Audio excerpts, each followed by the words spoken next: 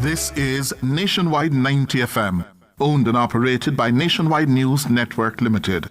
We broadcast from our studios at 14 Ocean Boulevard in the Digicel Center, downtown Kingston, Jamaica. Transmitting on the FM 90 band, 90.3 from Peters Rock in St. Andrew and Murphy Hill in St. Anne. Serving Kingston and St. Andrew, St. Catherine, St. Anne, parts of Clarendon, St. Mary and St. Thomas. 90.5 from Huntley in Manchester, transmitting to St. Elizabeth, Westmoreland, Manchester, Clarendon, rural St. Andrew, and parts of St. Thomas. And 90.7 from Cooper's Hill in St. Andrew and Flower Hill in St. James. Serving Westmoreland, Hanover, St. James, sections of Trelawney, Kingston, St. Catherine, Clarendon, St. Mary, Portland, and St. Anne. Nationwide 90 FM also broadcasts on YouTube at Nationwide 90 FM Live 2, RevoNews.ai, and on Flow on channel 916. Nationwide 90 FM, a new revolution in media. You're listening to Nationwide 90 FM. The time is 6 o'clock. From the studios of Nationwide Radio, morning radio the right way. It's Nationwide This Morning.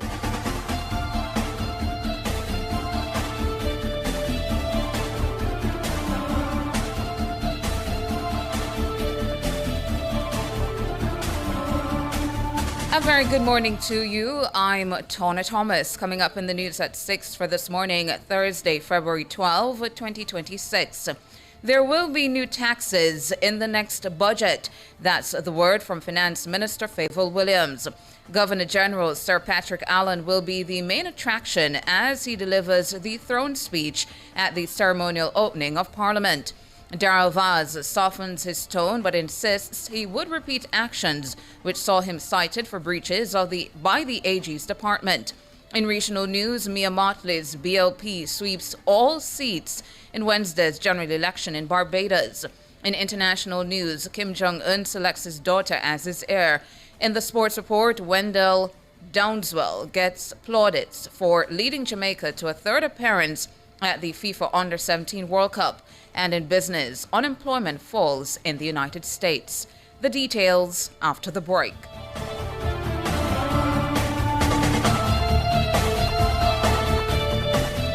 Unlock winnings, unlock value, unlock postpaid with Digicel. Sign up for your postpaid plan now, win $1 million. When you sign up and unlock postpaid with Digicel, you can win up to $1 million and more. Just sign up or switch to postpaid, upgrade or activate an add-on in the My Digicel app. Pay your bill in full on time and you can win an iPhone 17 Pro Max every week. A bill write-off up to 10 grand, a grand prize of $1 million. Unlock winnings with Digicel. Better connected. Authorized under Section 58 of the Betting, Gaming and Lotteries Act. Conditions apply. Promotion valid from February 6th to April 4th. Catch the first news of the day. A comprehensive package of local, international, sports, and business news. The news at 6 on Nationwide 90 FM.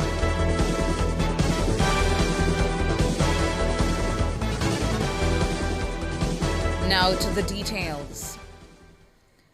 The government has confirmed that Jamaicans should expect new taxes in the upcoming national budget. Finance Minister Favour Williams announced the decision in a statement late Wednesday evening. This ahead of today's tabling of the estimates of expenditure for the new fiscal year. The minister says the move is meant to bridge the massive fiscal gap caused by the impact of Hurricane Melissa. Siobhan Campbell tells us more. It's been 10 years since the government imposed new taxes on the Jamaican people. This reality has been a source of pride for successive Holness administrations.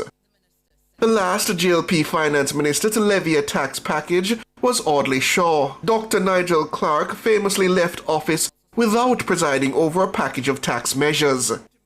But now Favour Williams, on whose watch Hurricane Melissa disemboweled communities and industries across Western Jamaica, is the one to break the streak. It must be noted that the impact of the hurricane has reduced our revenues as economic activity slowed in certain sectors. That creates a fiscal gap that we cannot ignore. As a responsible government, we must now take measured steps to close that gap, and that will include new revenue measures. Hurricane Melissa left nearly $9 billion of damage in its wake across the island. That's over 40% of the country's annual gross domestic product, GDP. It's an unprecedented shock to the Jamaican economy. The minister says it would have been possible to borrow that sum to fund recovery efforts.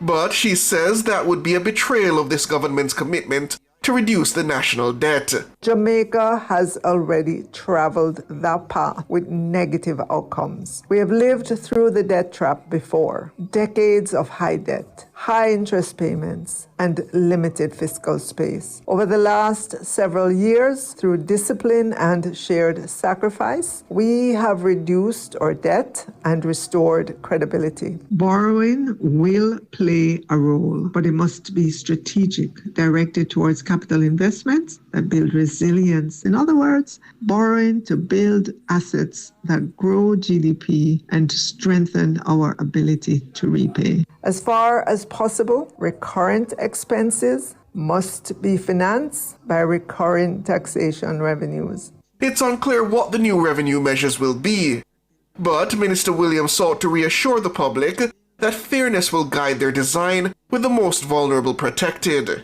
Equity is central to our approach. We are reviewing anomalies in the tax system and ensuring that the burden is shared fairly. The most vulnerable will be protected. The measures will be calibrated, balanced, and sensitive to the realities facing households and businesses. This approach will safeguard Jamaica's stability, preserve our hard-won fiscal gains, and finance our recovery in a way that is sustainable and just. Minister Williams says fiscal responsibility must never be sacrificed or abandoned. Above all, this is about the next generation. The choices we make today will determine whether our children inherit a country weighed down by unsustainable debt or one strengthened by resilience, discipline, and opportunity. Responsible governance requires that we think beyond the present moment. It requires that we rebuild not just for today, but for tomorrow. And that is the commitment guiding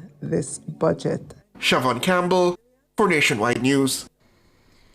Today marks the ceremonial opening of Parliament, where the government outlines its priorities for the upcoming legislative and fiscal years.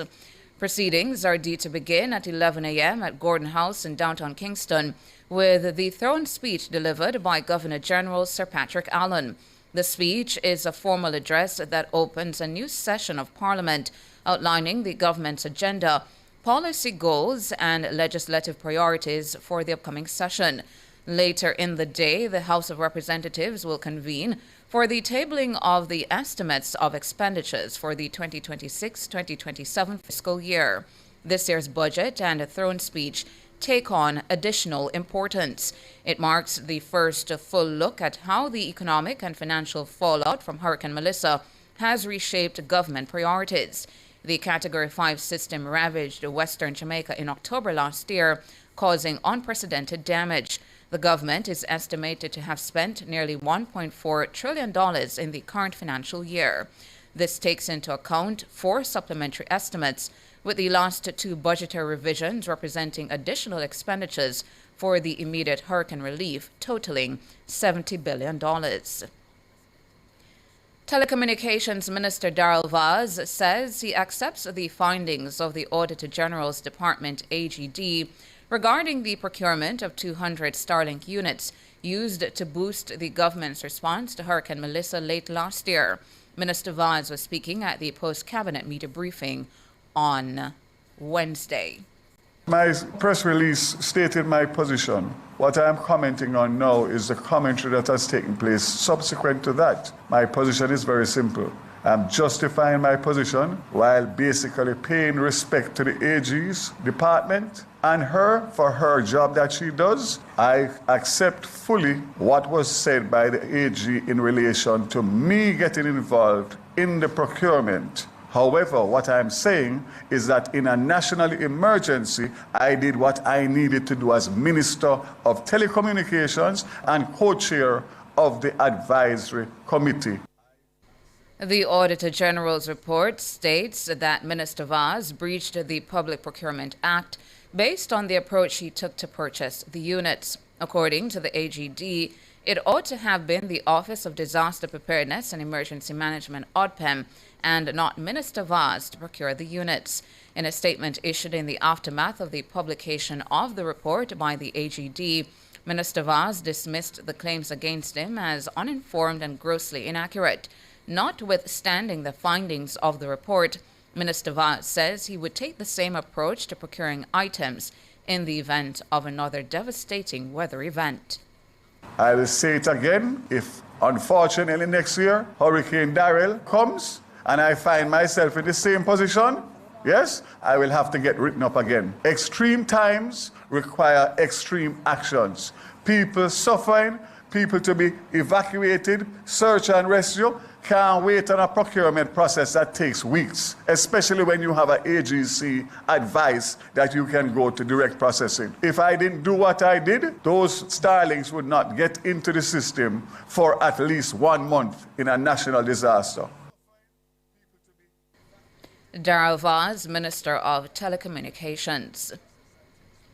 Information Minister Senator Dr. Dana Morris Dixon says the government is still working to eliminate corruption in the public sector in light of Jamaica's score on the World Corruption Perception Index, CPI. Jamaica has retained a CPI score of 44 out of 100 for the 6th year in a row. Mahiri Stewart has that story. Jamaica ranks 73rd of the 182 countries on the CPI. The country's score of 44 is 2 points higher than the global average of 42. The score is also the highest Jamaica has ever achieved. But civil society advocates say the fact that the country has not moved in the ranking suggests more needs to be done to combat corruption. Reacting to the country's most recent ranking, Minister Morris Dixon says it reflects the government's work to increase accountability within the public sector. We also have to note that that has been our highest ranking in history, and that is because of active work of the government. And so, we talk a lot about the Integrity Commission, which is a creature of this administration largely, and every year it's funded. And so we've put in place quite a number of mechanisms in order to be able to be at the ranking we currently are. Minister Morris Dixon says the government is still seeking to improve on the country's CPI rating. Would we like to be higher? Absolutely. And I think that you see that kind of openness in our country. You have an Auditor General who has been exploring so many aspects of our work after this emergency. The government has been very clear that we are anti-corruption. And so we welcome the ranking again, but we do want to see that score go higher. And as we continue in terms of our own work and our own legislative work, that is a key component of this administration. The minister highlighted the Auditor General's Department and the Integrity Commission as institutions which are critical to the country's fight against corruption. Now, there's always going to be a delay in terms of perception. And so we've done a lot of work, and accountability systems are strong in this country. Now, are there elements of corruption? Yes. Auditor General or Integrity Commission, whichever one of the many bodies that we have empowered in our country, they will unearth these, and that's a good thing that they can be unearthed. The key thing is that we have a system that has been improved significantly. Mahiri Stewart for Nationwide News. A police constable admitted under cross-examination on Wednesday that he signed a false declaration attached to his statement in the Klansman gang trial. The policeman, the prosecution's third witness, conceded that the declaration wrongly indicated the document was recorded in the presence of a senior officer. The statement was initially recorded by the constable himself. Robian Williams reports.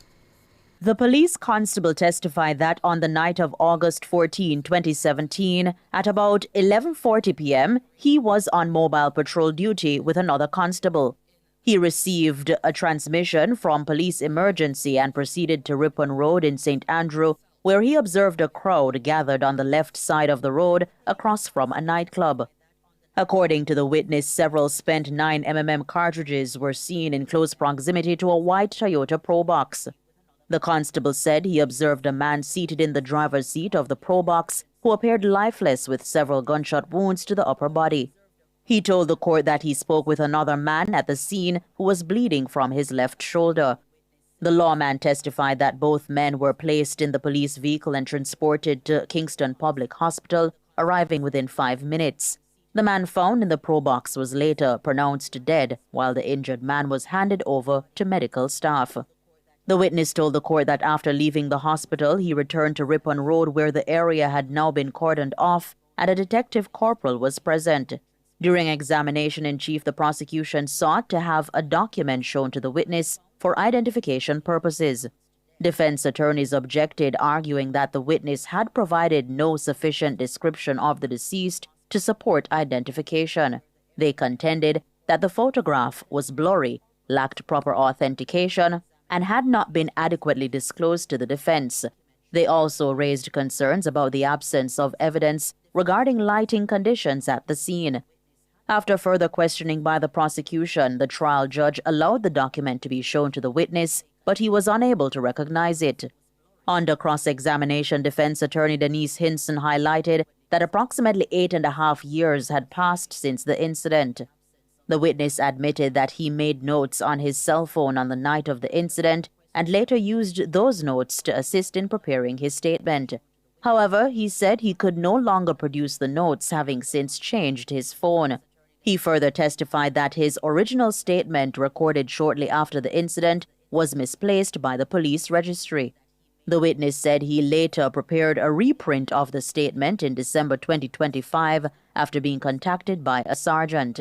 He told the court that he typed the statement on his personal laptop and emailed it to himself.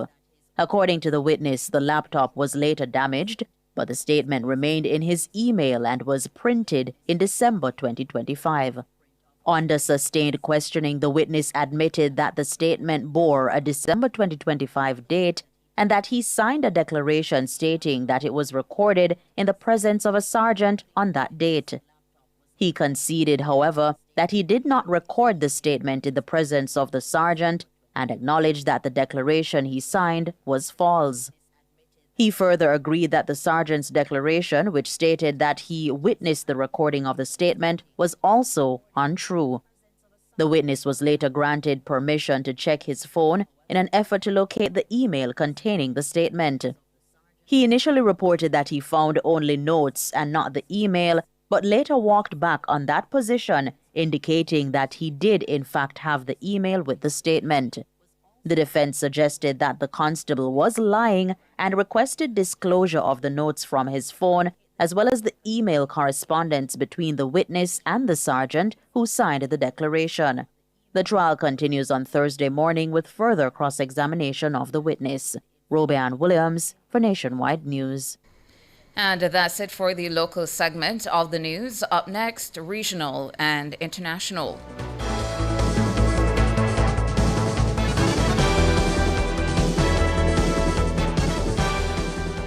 Where music is played, copyright owners must be paid. This time signal is brought to you by Jamaica Music Society. The time by Jams is 6:18.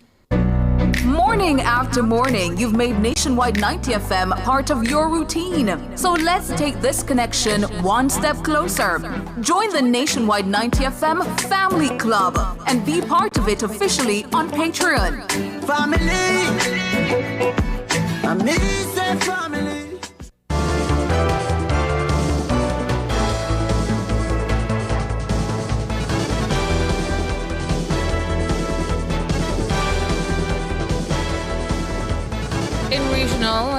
international news this morning, regional news in Barbados, Prime Minister Mia Mottley won her third election victory, with her Barbados Labour Party sweeping all seats in the House of Assembly. Mottley's BLP won all 30 seats available, unseating opposition leader Ralph Thorne. Surrounded by supporters dressed in red, she announced that Friday would be a public bank holiday in Barbados. The 60-year-old Prime Minister also promised to take care of Barbados' democracy, which last celebrated 75 years since people earned the right to vote without owning property. Her party has vowed to continue to focus on the economy, cost of living, and the Caribbean nation's place on the international stage. Also in regional news this morning in Trinidad and Tobago, the head of the Department of Economics at the St. Augustine campus of the UWI, Dr. Darren Conrad, says the government must act urgently to discontinue the full financing of tertiary education. Speaking at a recent panel discussion, Dr. Conrad says the public funding of education in TNT should stop at secondary school, given that the country can no longer absorb the number of university graduates being produced. He says the full funding for university education has contributed to labor market saturation, wage suppression, and growing frustration among highly qualified graduates who are unable to secure meaningful employment.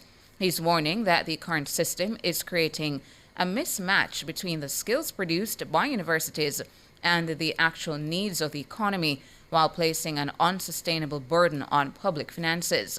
Dr. Conrad pointed to calculated sectoral saturation rates, which show that key industries such as energy, manufacturing, and transportation are already oversupplied with labor, limiting opportunities for new graduates. In international, North Korean leader Kim Jong-un has selected his daughter as his heir. The BBC says the development was originally reported by South Korea's spy agency. Little is known about Kim Joo-ae, who is in recent months has been pictured beside her father in high-profile events like a visit to Beijing in September. That was reportedly her first known trip abroad. South Korea's National Intelligence Service says it took a range of circumstances into account, including her increasingly prominent public presence at official events, in making this assessment. And that's it for regional and international. Up next, sports.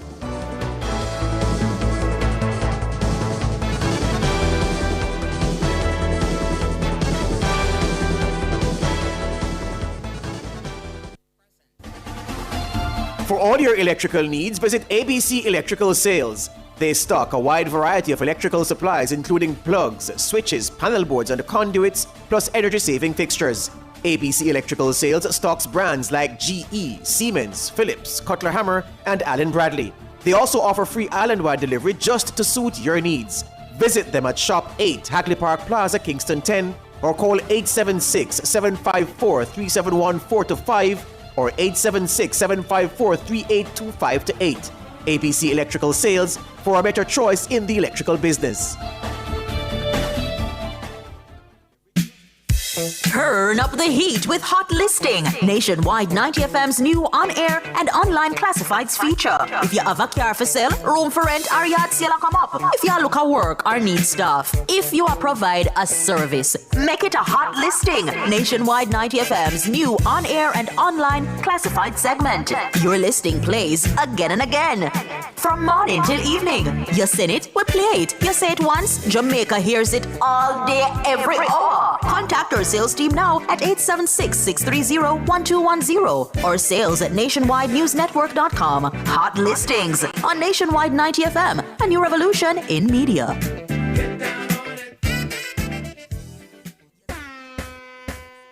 From the biggest tracks to the biggest energy, Nationwide keeps it moving.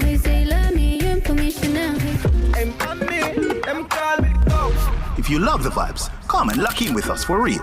World boss, leave a prison could stop me. Join the Nationwide 90FM Family Club today on Patreon. Practice. God me say you watch you of me practice.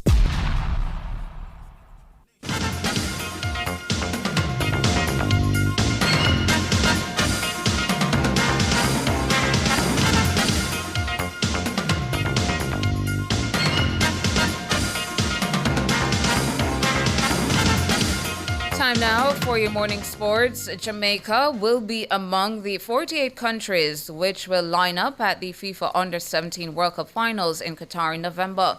The young Reggae Boys punched their ticket after carving out a 3-1 win over Canada in the final round of qualifiers in Costa Rica on Wednesday.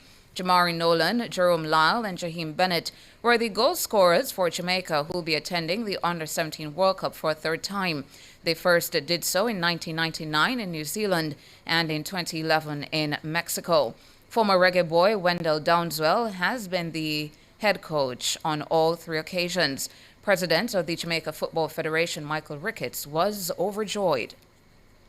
It was absolute excitement and joy and hope for our young footballers. This has vindicated the JFF's program. We have invested so heavily in our youth programs, and this was borne out when we actually won the CFU U14, when we won the CONCACAF version of the U15, and now we have qualified for the World Cup Under-17. We are just absolutely elated. We are delighted. We are happy for the JFF. We are happy for Jamaica. We are happy for every youngster that plays football. It's just a moment of glory. Michael Ricketts speaking with Nationwide Sports. Meanwhile, veteran local coach Andrew Price is singing the praises of Wendell Downswell for masterminding a third FIFA World Cup appearance for the Under-17 Reggae Boys.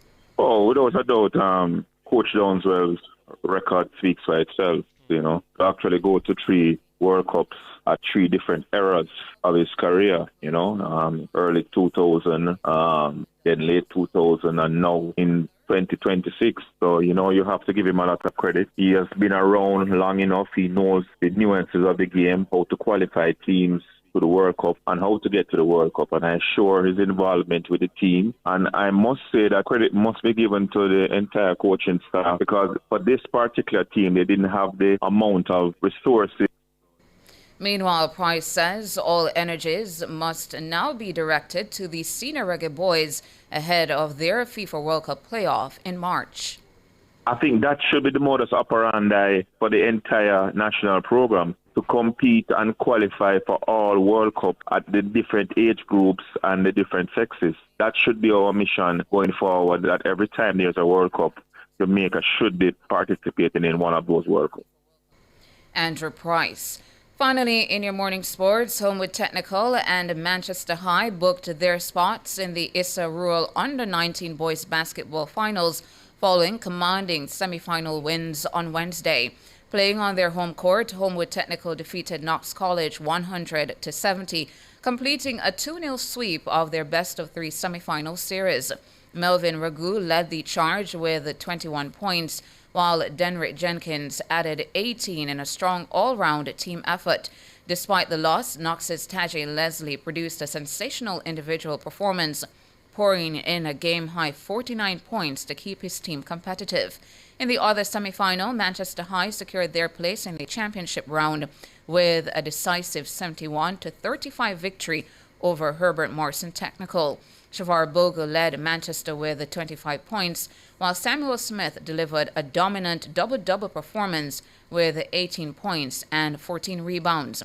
Manchester's win completed a 2-0 series sweep. And that's it for your morning sports.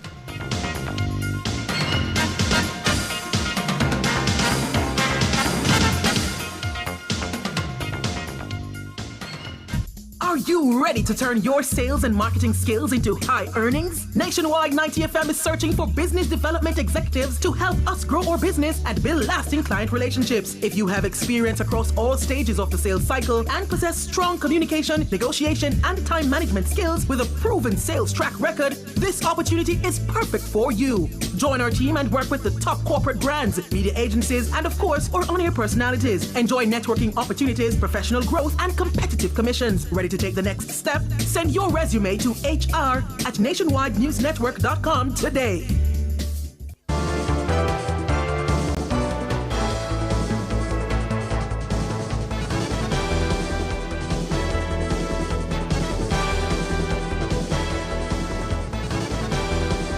In business this morning, Job growth in the U.S. picked up last month, gathering pace after the weakest year for new jobs since the COVID-19 pandemic.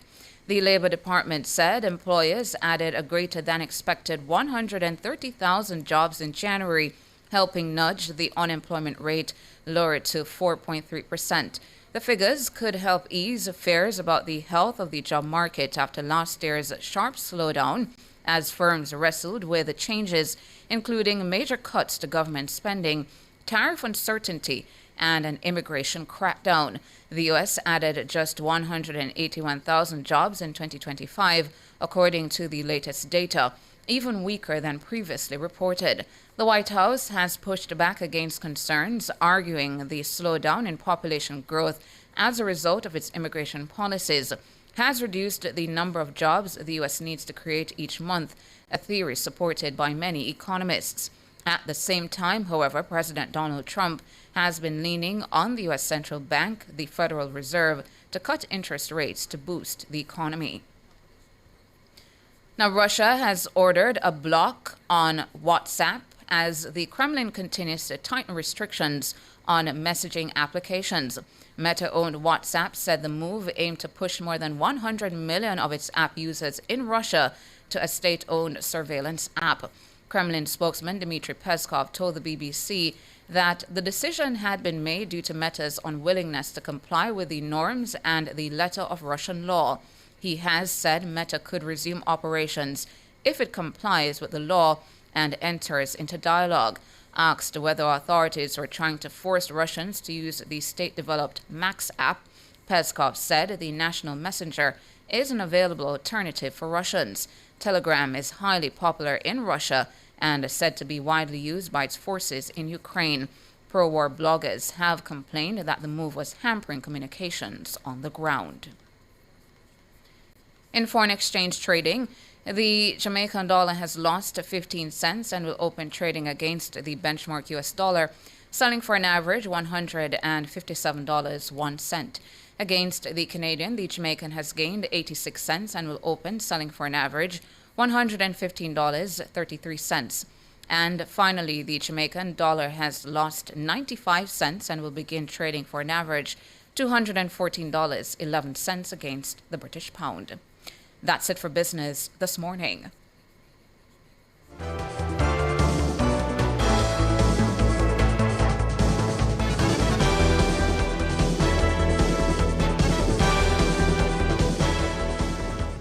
The National Land Agency helps landowners register land through its systematic land registration program. The time by the NLA is 6:31. You've stood with us through every headline and every difficult moment. The Family Club is how we keep this going strong. Together, join the nationwide 90 FM Family Club now on Patreon.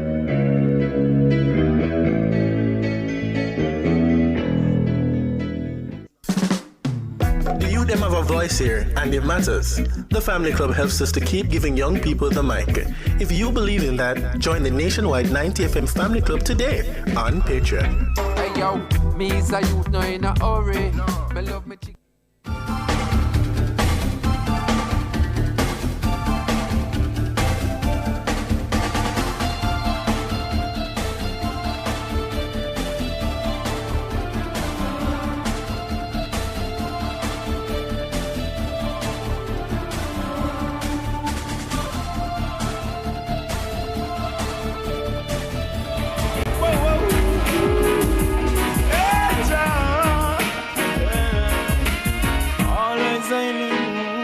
I've been here all day of my life.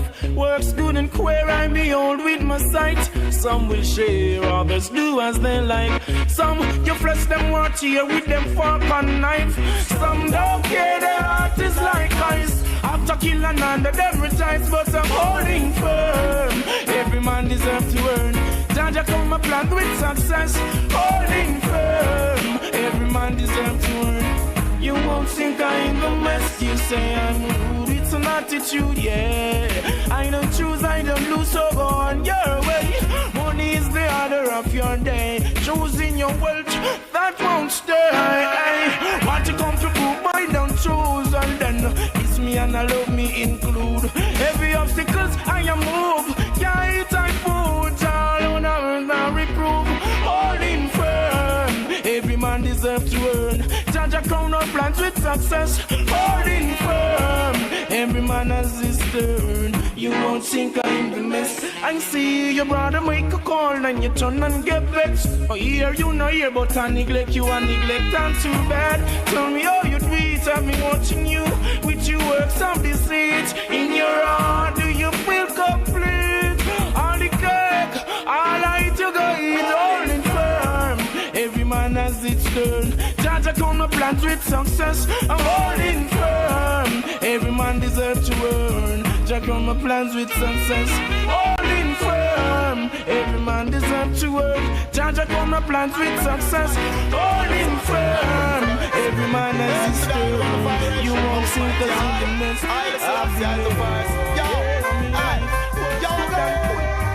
Judgment. I said the wicked man will have to fall, and all the righteous man will have his stand tall. And the wrong man them got call, and now them back against the wall them fall. I said the wicked man will have to fall, and all the righteous man will have his stand tall. And the wrong man them got call, and now them back against the wall them fall.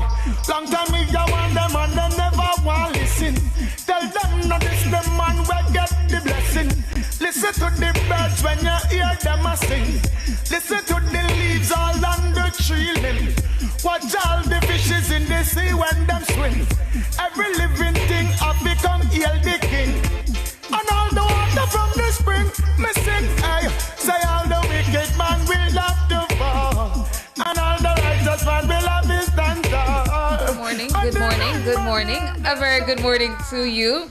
You're tuned in to Nationwide this morning, NTM, the big show. Thank you so much for coming on over and joining us. Errol Smith hailing up NNN and all those joining in the YouTube chat era as usual. Hello, good morning to you. Hello to our friends out there in Radio Land. As usual, hello to my peeps, my NTMers joining from the app or from the website. It's a Thursday morning, Thursday, February 12, 2026. I'm Tawna Thomas. And I'm George. Good evening, good morning, good day, good Sunday. Good afternoon. Thursday, good night. afternoon, good night. Buenos noches, buenos días. There you go. The Arsenal had a Spanish-speaking, well, a Spanish manager. They do have one now, but before that they had Unai Emery. Yes. So he couldn't, in Spanish the V is pronounced as B. Mm-hmm. So when he went to his press conference, he would say, "Good evening." Good evening. Yeah. So one day, his Arsenal beat up Manchester United. So the Arsenal fans went up on TikTok and social. I'll be honest with you, good evening. What tell we? Good evening. It was funny. The shade. I was just listening to, that was Capleton who brought us in, right? Yes, man. And I'm just thinking, boy, I need to sit down and talk to Capleton one day and ask him where he gets so much energy from. Because to this day. Clifton Bailey, good morning, sir. Good morning to you. Capleton will go on a stage and perform and jump for the whole set. How does he do it? How does he do it? And many of the the musical elders are like that, Mm-hmm. The Fantan Mojas and the what's his name? Which one? I'm not remembering, but he's not a Rastafarian. Oh. I'm just not remembering his name. All right. I don't like you, Jermaine. I will remember his name. But yeah, a lot of them just full of energy. They give you a whole set. They have so much clarity. You don't have to be figuring out what they're trying to say up there. It's like prime. You know like when keep it on Sanchez, that's what Sanchez, Kevin Jackson. You know like when keep it on go up there and say, "Come on everybody, this is fire time." Yeah. Turn it up. The whole time. And the the flag men, they keep up as well. You have to keep up. You lose your work, It's amazing. It's amazing. In comparison to the younger ones, every minute, pull up. Dash do that. Dash do that. Like, what? That's not what we came here for. No. Anywho, that's not what you came here for at this hour. So Jermaine, you want to join us on NTM this morning? What's the rhythm called anyway? Jermaine is asking about Anthony B's new song, but it's on a particular rhythm. I think there. Yes, I know, but there's a rhythm, George, that everybody has sing pan now. That's I heard that's Kareem the one. And Honeybee. And talking about it yesterday. Yeah. There's a Buju Banton song on that rhythm too. But it's what's on my mind segment.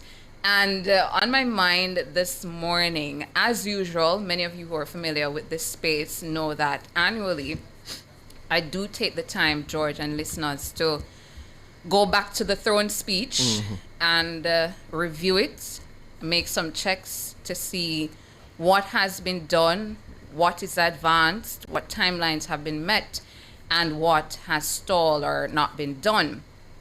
And the throne speech last year, 2025, 33 announcements were made by Stedman Fuller, who was deputizing for the Governor General, Sir Patrick Allen. So this morning, I'll be going through those announcements and give you an update on what has been done, what is advanced, what timelines have been set for certain things, and what has stalled or not been done. So at number one, George, listeners, YouTubers, development of an electronic performance monitoring and evaluation system. So interestingly, that has been done. But last year, it was repeated in the throne speech, but it was done previously. So that's number one. Number two, proof of life app for pensioners to be introduced shortly. You remember the conversations last year about wanting a proof of life app that doesn't have pensioners having to come in and sign up papers to show that, hey, I'm alive. You can do it remotely. So proof of life app for pensioners to be introduced shortly. In June 2025, the update that I saw was that it was 90% complete. And then the October 2025 update, I was able to gather from Anika Shuttleworth of the ICT Authority, said it would be implemented shortly. Number three, the Jamaica Data Exchange Platform. So the Jamaica Data Exchange Platform, it allows persons to share data across government without us needing to go here, there, and everywhere and doing the same sign up, duplicating of the process.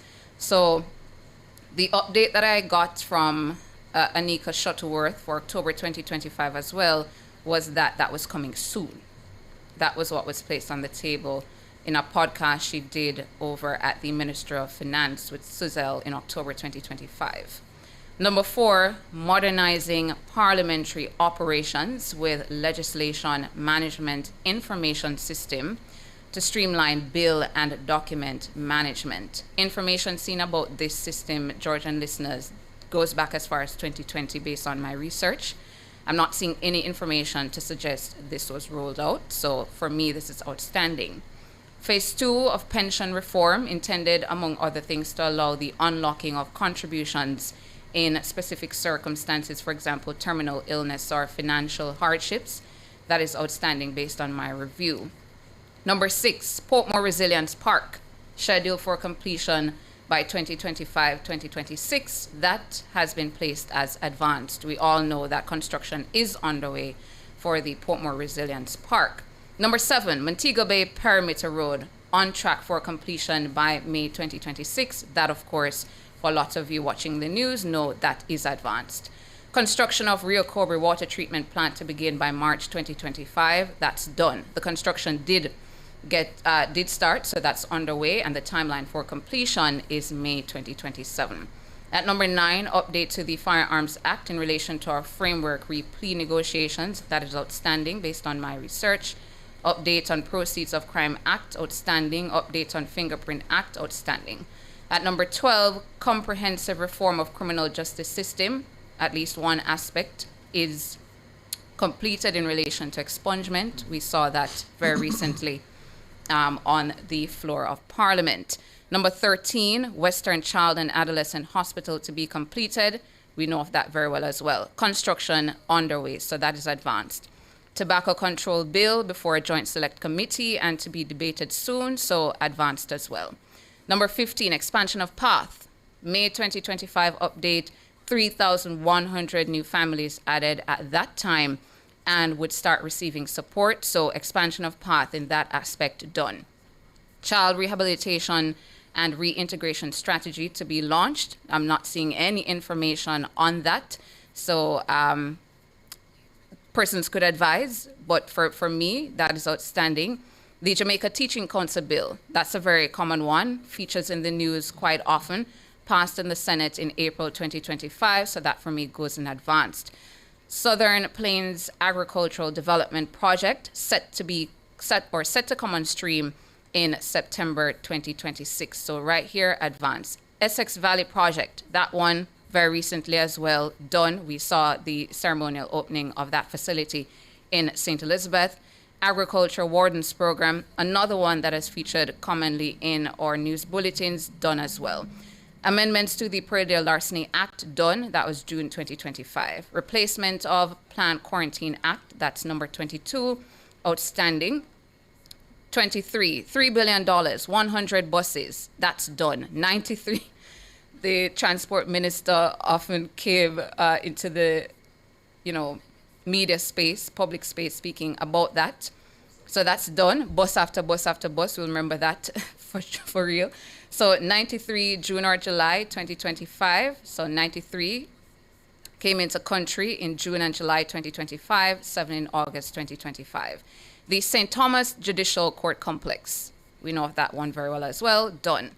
Manchester Judicial Complex, outstanding. At number 26, further steps to pass the Constitution Republic Bill 2025-2026. That I place as stalled. At number 27, life and accident insurance, group health insurance policy. That's outstanding. National Stadium Redevelopment Project. What was placed on the table is that ground would be breaking ground. So that's outstanding for me. That has not happened yet. Number 29, revising the Legal Deposit Act, outstanding. Number 30, Cinematography Act review, outstanding. Counties and Parishes Amendment Act is at number 31. That is advanced. We've spoken a lot about that. And the last update is that the boundary selection is underway by the Electoral Office of Jamaica.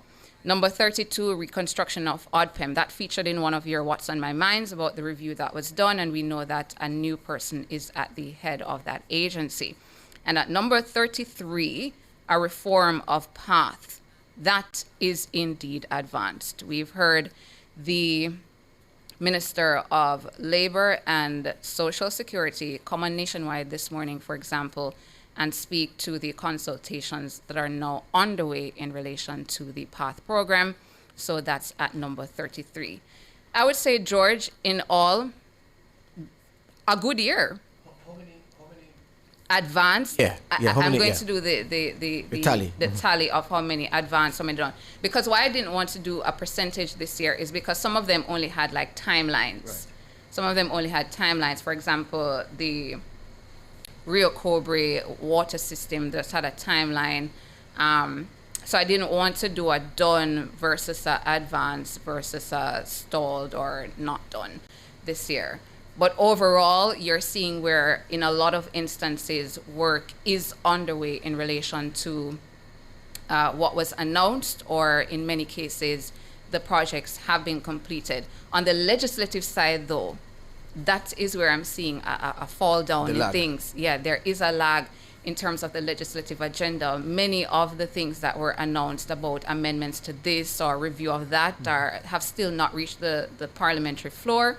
So we need an update on that. What I'd say in relation to the throne speech, though, a lot of people don't consider the throne speech to be relevant. I do. Mm-hmm. Yesterday we were talking about manifestos and how, members of the electorate use manifestos as a way to indicate what is on the agenda of a political party for my country and for me, why I should vote for you.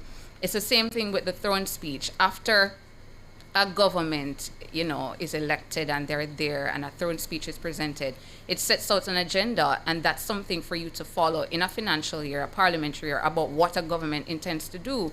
Now you can go back and review to see, listen, what you said you were going to do, have you done it? And if you have not, you can hold the government to account and ask for timelines about when is it that you're going to do what you set out to do. So for me, what I'd want to see change, okay, you've done the throne speech. The year has passed. We're about to go to another throne speech this morning. For the information ministry, for example, annually to come back to, for example, a post-cabinet media briefing and give us a review. What has your government done for the year in relation to what you set out at the start of the parliamentary year to do? What have you accomplished? Come to us in a post-cabinet press briefing and tell us, or for example, put out a digital flip book, for example. Governments and political parties create nice flip books and pages in relation to manifestos. Do the same when you're in administration. Create a flip book and show us these are the things that we had set out to do and have accomplished. These are the things that are advanced, and these are the reasons why it has not yet been completed. These are the things that have stalled, and this is the reason why those things have stalled. This is something that has not yet been done, and this is the reason why it has not yet been done. Right. I think they need to do that before the next throne speech comes, where you inform your citizens about what has been completed on your agenda. Very well. Yeah, and that is what is on my mind.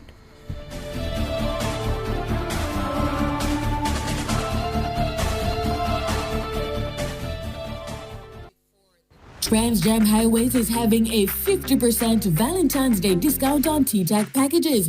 Get yours from the teller in the toll booth for only $1,250, including a $500 toll credit from February 9 to 2026.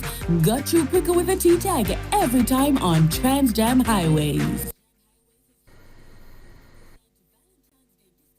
JPS and Partners Cooperative Credit Union offers financial solutions for every stage in your life: savings, auto loans, mortgages, and more. The Temperature by JPS and Partners Cooperative Credit Union, your financial partner for life, is 24 degrees Celsius in Kingston, 23 degrees Celsius in Montego Bay, 16 degrees Celsius in Mandeville. I didn't hear you leave. I wonder how am I still here? This show is your escape, your vibe, your reset. But I will go down with this shit. If Urban Paradise ever brings you peace, joy, or a little relief, surrender. Come closer. What you won't do. Join the Nationwide 90 FM Family Club today on Patreon. You tried everything, but you don't give up. Every voice matters here, and yours has always mattered to us. The Family Club is your front row seat to be part of the conversation officially. Join the Nationwide 90 FM Family Club today on Patreon.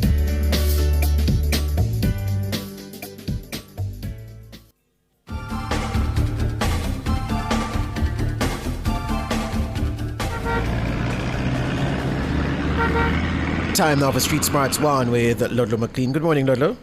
Good morning, George. Good morning, Tola. Hey to you, Ludlow. All right, and listeners, morning time.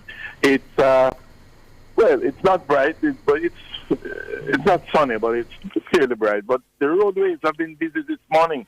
As early as minutes after 6, you'll find, places are busy with traffic along Constance Spring Road, even as far as Marybrown's Corner coming down. There's a lot of traffic heading down, and some of them coming off the shorter road onto Constance Spring and then going down West Avenue, the same thing, and going into Half a Tree. Wow, lots of traffic there, and compounded by the traffic coming from South Oden Avenue and then going on Half a Tree Road.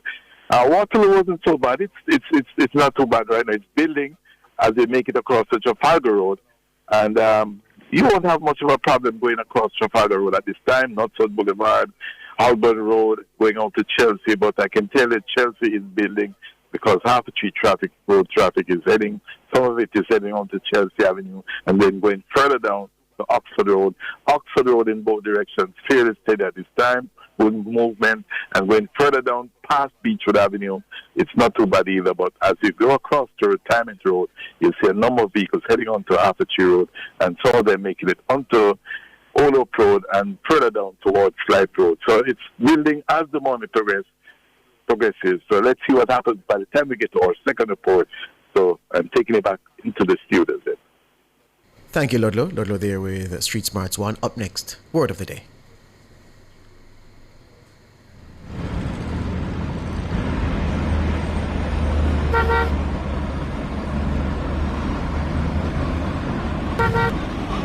Your word of the day is spelled C-A-T-E-C-H-I-Z-E. Spelled C-A-T-E-C-H-I-Z-E. Catechize. Catechize. Catechize. Catechize is your word of the day. It's a verb and it means to question closely. Catechize, to question closely. To catechize is to question someone intensely, usually in a careful or systematic way. The word suggests sustained attention rather than casual curiosity. If someone keeps circling back until your response is crystal clear, they might be catechizing you. So catechize is your word of the day. An example, using it in a sentence. The attorney planned to catechize the witness about every last detail of the incident. Catechize, your word of the day. Spelt again for your listeners, C-A-T-E-C-H-I-Z-E. Did you just say circle back? Yeah. They did. Power of Jamaica. Are we alone to them something? Circle back. Yesterday, I heard Adam Stewart of Sandals in a post, and he said 2 twos. 2 twos. And 2 twos. Iman gone and yeah, 2 twos. So Jamaican.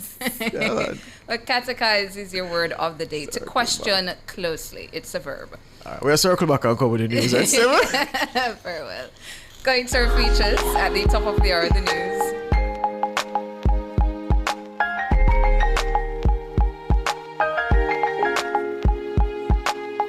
Seeing elderly loved ones with limited movement is deeply heart-wrenching. Equally distressing is their high risk of developing bed sores. In today's segment of Coming of Age, we will delve into the issue of bed sores.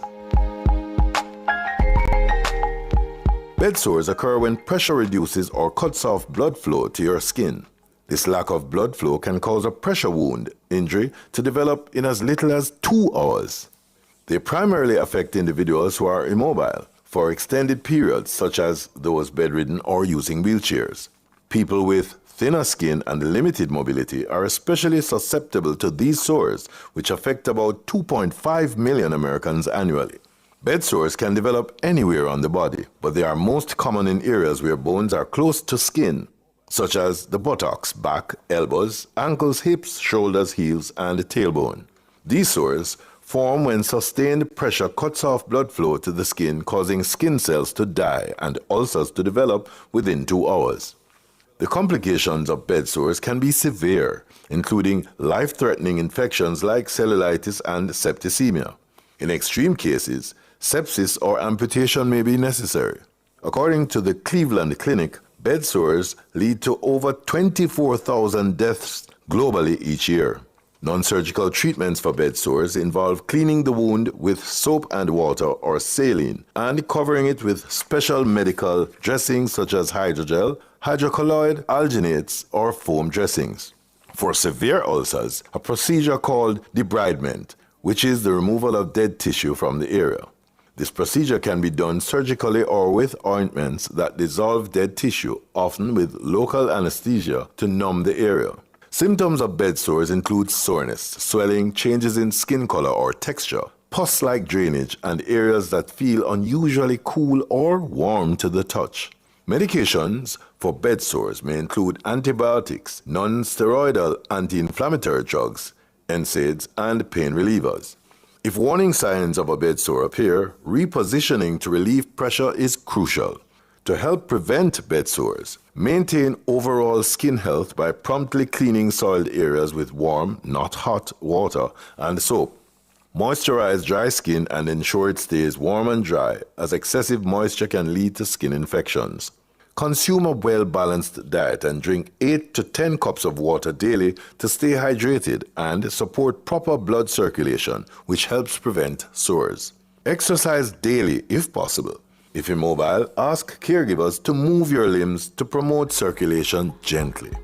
Avoid smoking and exposure to second-hand smoke, as this is crucial for wound healing and overall health. That's it for Coming of Age today. Until next time. Fearless and fair, Nationwide 90 FM. Success, especially on the job, cannot grow if one has a bad or poor personality. This is Lifestyle Pages on how success is achieved. Many of us have the external traits and habits of a good personality, such as a lovely smile, a pleasant voice, a friendly attitude, and understand how to use tact and diplomacy to clear up unpleasant and awkward situations. Yes, these are all good signs of a good personality. But what is really underneath all these good signs? For you to achieve success in all areas of your life, you must be prepared to go and practice the habits that will allow for growth. A personality for success can only go when growth is based on deeper habits of mind and heart. We become confident when we know that our basic needs for food, clothing, and shelter are met. When this foundation is strong, we become more conscious of the personal traits and characteristics we build and improve on to show the world who we truly are. When we truly know ourselves, success is much easier to achieve. I'm Valerie, and those were Lifestyle Pages. Nationwide 90 FM, continuing the tradition of fair, fearless, and factual reporting. You're listening to Nationwide 90 FM. The time is 7 o'clock. From the ground up, let's rebuild stronger, safer, better than before. National Supply, powering Jamaica's comeback. The temperature by National Supply is 24 degrees Celsius in Kingston, 23 degrees Celsius in Montego Bay, 16 degrees Celsius in Mandeville. The most credible news in the morning. The news at 7 on Nationwide 90 FM. Coming up in the news today, February 12, it's a Thursday, 2026. There will be new taxes in the next budget. That's according to the Finance Minister, Favour Williams. The Governor General is said to be the main attraction as he delivers the throne speech at the ceremonial opening of Parliament today. Daryl Vaz softens his tone but insists he would repeat actions which saw him cited for breaches by the AG's department. And in regional news, Mia Mottley's BLP storms to a general election win in Barbados, sweeping all 30 seats.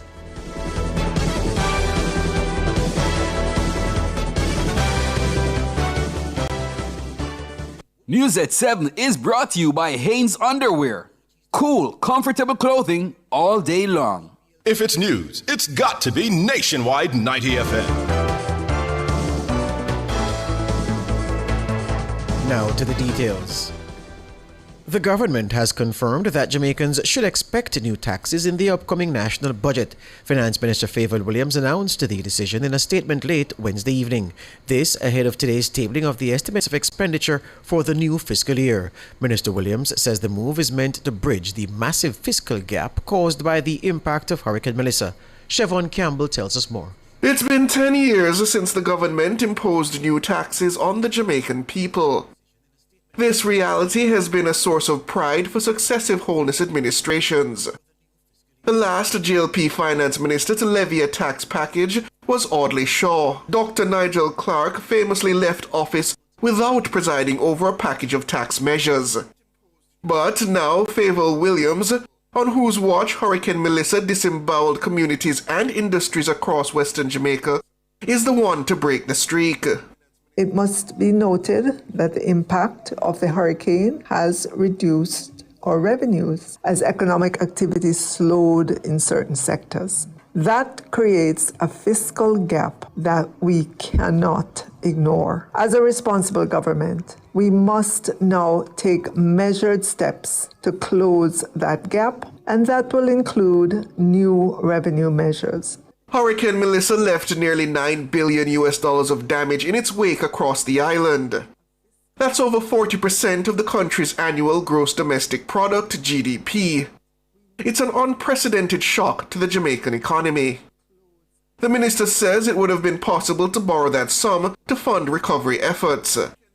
But she says that would be a betrayal of this government's commitment to reduce the national debt. Jamaica has already traveled that path with negative outcomes. We have lived through the debt trap before. Decades of high debt, high interest payments, and limited fiscal space. Over the last several years, through discipline and shared sacrifice, we have reduced our debt and restored credibility. Borrowing will play a role, but it must be strategic, directed towards capital investments that build resilience. In other words, borrowing to build assets that grow GDP and strengthen our ability to repay. As far as possible, recurrent expenses must be financed by recurring taxation revenues. It's unclear what the new revenue measures will be, but Minister Williams sought to reassure the public that fairness will guide their design, with the most vulnerable protected.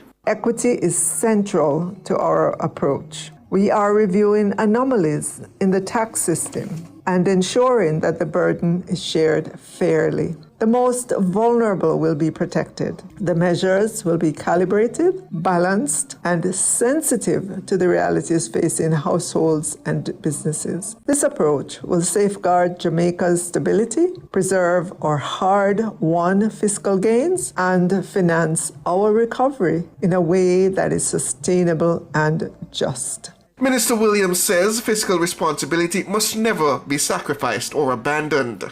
Above all, this is about the next generation. The choices we make today will determine whether our children inherit a country weighed down by unsustainable debt or one strengthened by resilience, discipline, and opportunity. Responsible governance requires that we think beyond the present moment. It requires that we rebuild not just for today, but for tomorrow. And that is the commitment guiding this budget. Siobhan Campbell for Nationwide News. Today marks the ceremonial opening of Parliament, where the government outlines its priorities for the upcoming legislative and fiscal year. Proceedings are due to begin at 11 a.m. at Gordon House in downtown Kingston, with the throne speech delivered by Governor-General Sir Patrick Allen. The speech is a formal address that opens a new session of Parliament, outlining the government's agenda, policy goals, and legislative priorities for the upcoming session. Later in the day, the House of Representatives will convene for the tabling of the estimates of expenditure for the new fiscal year. This year's budget and the throne speech take on additional importance. It marks the first full look at how the economic and financial fallout from Hurricane Melissa has reshaped government priorities. The Category 5 system ravaged Western Jamaica in October 2025, causing unprecedented damage. The government is estimated to have spent nearly $1.4 trillion in the current fiscal year. This takes into account 4 supplementary estimates, with the last 2 budgetary revisions representing additional expenditures for the immediate hurricane relief, totaling $70 billion. Telecoms Minister Darrell Vaz says he accepts the findings of the Auditor General's Department, AGD, regarding the procurement of 200 Starlink units used to boost the government's response to Hurricane Melissa late in 2025. Minister Vaz was speaking on Wednesday, at the post-cabinet media briefing. My press release stated my position. What I am commenting on now is the commentary that has taken place subsequent to that. My position is very simple. I'm justifying my position while basically paying respect to the AG's department and her for her job that she does. I accept fully what was said by the AG in relation to me getting involved in the procurement. However, what I'm saying is that in a national emergency, I did what I needed to do as Minister of Telecommunications and co-chair of the advisory committee. The Auditor General's report says Minister Vaz breached the Public Procurement Act based on the approach he took to purchasing the units. According to the AGD, it ought to have been the Office of Disaster Preparedness and Emergency Management and not Minister Vaz to procure the units. In a statement issued in the aftermath of the publication of the report by the AGD, Vaz dismissed the claims against him as uninformed and grossly inaccurate. Notwithstanding the findings of the report, Vaz says he would take the same approach to procuring items in the event of another devastating weather event. I will say it again, if unfortunately next year Hurricane Darrell comes and I find myself in the same position, yes, I will have to get written up again. Extreme times require extreme actions. People suffering, people to be evacuated, search and rescue, can't wait on a procurement process that takes weeks, especially when you have an AGC advice that you can go to direct processing. If I didn't do what I did, those starlings would not get into the system for at least 1 month in a national disaster. Darrell Vaz, Minister of Telecommunications. Information Minister Senator Dana Morris Dixon says the government is still working to eliminate corruption in the public sector in light of Jamaica's score on the World Corruption Perception Index, the CPI. Jamaica retains a CPI score of 44 out of 100 for the 6th year in a row. Mahiri Stewart has that story. Jamaica ranks 73rd of the 182 countries on the CPI. The country's score of 44 is 2 points higher than the global average of 42. The score is also the highest Jamaica has ever achieved. But civil society advocates say the fact that the country has not moved in the ranking suggests more needs to be done to combat corruption. Reacting to the country's most recent ranking, Minister Morris Dixon says it reflects the government's work to increase accountability within the public sector. We also have to note that that has been our highest ranking in history, and that is because of active work of the government. And so, we talk a lot about the Integrity Commission, which is a creature of this administration largely, and every year it's funded. And so we've put in place quite a number of mechanisms in order to be able to be at the ranking we currently are. Minister Morris Dixon says the government is still seeking to improve on the country's CPI rating. Would we like to be higher? Absolutely. And I think that you see that kind of openness in our country. You have an Auditor General who has been exploring so many aspects of our work after this emergency. The government has been very clear that we are anti-corruption. And so we welcome the ranking again, but we do want to see that score go higher. And as we continue in terms of our own work and our own legislative work, that is a key component of this administration. The minister highlighted the Auditor General's Department and the Integrity Commission as institutions which are critical to the country's fight against corruption. Now, there's always going to be a delay in terms of perception. And so we've done a lot of work, and accountability systems are strong in this country. Now, are there elements of corruption? Yes. Auditor General or Integrity Commission, whichever one of the many bodies that we have empowered in our country, they will unearth these, and that's a good thing that they can be unearthed. The key thing is that we have a system that has been improved significantly. Mahiri Stewart for Nationwide News. Thank you, Mahiri. Executive Director of Jamaicans for Justice, JFJ Michael Jackson, believes the Integrity Commission should do a better job of highlighting all categories of public officials under investigation for crimes. Jackson was speaking with Ricardo Brooks on Tuesday. And I think we have to be minded, if we're doing it for one, it must be properly disaggregated for all. So you would accept then, for example, the category of judges, permanent secretaries, as specific categories? Yes, because while you do have your parliamentarians and they hold the ability to change the laws, well, I can't agree that it shouldn't be disaggregated for others. Jackson believes the gag clause provision in the Integrity Commission Act also plays a role in the public perception of corruption. So I think we have to change the mindset with the Integrity Commission, utilizing the funds, going in the communities, NIA, JFJ and others, going into the communities and breaking it down for the people and let them know that if it is that they see corruption, they're not supposed to do what the three monkeys do, see, deaf, and you can correct me on the saying. But we need to speak a little bit more. Michael Jackson, Executive Director of JFJ. A police constable admitted under cross-examination on Wednesday that he signed a false declaration attached to his statement in the Klansman gang trial. The policeman, the prosecution's third witness, conceded that the declaration wrongly indicated the document was recorded in the presence of a senior officer. The statement was initially recorded by the constable himself. Robian Williams reports. The police constable testified that on the night of August 14, 2017, at about 11:40 p.m., he was on mobile patrol duty with another constable.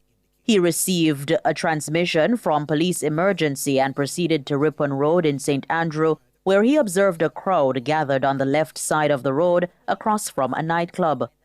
According to the witness, several spent 9mm cartridges were seen in close proximity to a white Toyota Probox. The constable said he observed a man seated in the driver's seat of the Probox who appeared lifeless with several gunshot wounds to the upper body. He told the court that he spoke with another man at the scene who was bleeding from his left shoulder. The lawman testified that both men were placed in the police vehicle and transported to Kingston Public Hospital, arriving within 5 minutes.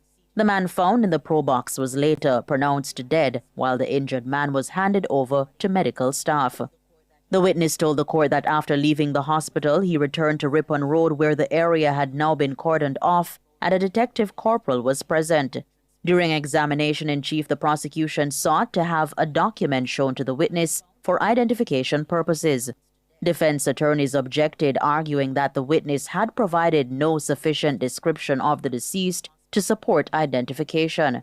They contended that the photograph was blurry, lacked proper authentication, and had not been adequately disclosed to the defense. They also raised concerns about the absence of evidence regarding lighting conditions at the scene. After further questioning by the prosecution, the trial judge allowed the document to be shown to the witness, but he was unable to recognize it. Under cross-examination, defense attorney Denise Hinson highlighted that approximately 8.5 years had passed since the incident. The witness admitted that he made notes on his cell phone on the night of the incident and later used those notes to assist in preparing his statement. However, he said he could no longer produce the notes, having since changed his phone. He further testified that his original statement, recorded shortly after the incident, was misplaced by the police registry. The witness said he later prepared a reprint of the statement in December 2025 after being contacted by a sergeant. He told the court that he typed the statement on his personal laptop and emailed it to himself. According to the witness, the laptop was later damaged, but the statement remained in his email and was printed in December 2025. Under sustained questioning, the witness admitted that the statement bore a December 2025 date and that he signed a declaration stating that it was recorded in the presence of a sergeant on that date. He conceded, however, that he did not record the statement in the presence of the sergeant and acknowledged that the declaration he signed was false. He further agreed that the sergeant's declaration, which stated that he witnessed the recording of the statement, was also untrue. The witness was later granted permission to check his phone in an effort to locate the email containing the statement.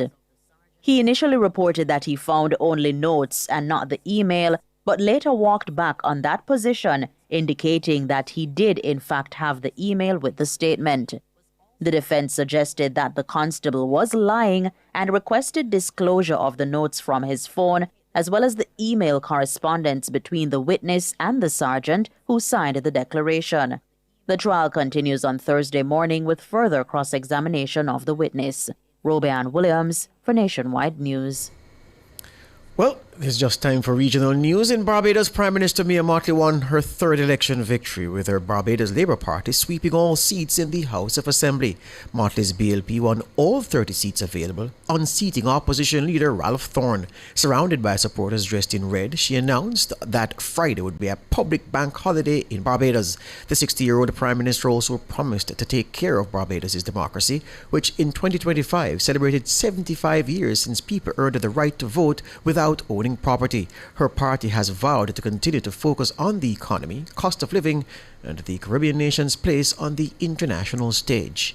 In Trinidad and Tobago, the head of the Department of Economics at the St. Augustine campus of the UWI, Dr. Darren Conrad, says the government must act urgently to discontinue the full financing of tertiary education. Speaking at a recent panel discussion, Dr. Conrad says the public funding of education in the TNT should stop at secondary school, given that the country can no longer absorb the number of university graduates being produced. He says the full funding for university education has contributed to labor market saturation, wage suppression, and growing frustration among highly qualified graduates who are unable to secure meaningful employment. He's warning that the current system is creating a mismatch between these skills produced by universities and the actual needs of the economy, while placing an unsustainable burden on public finances.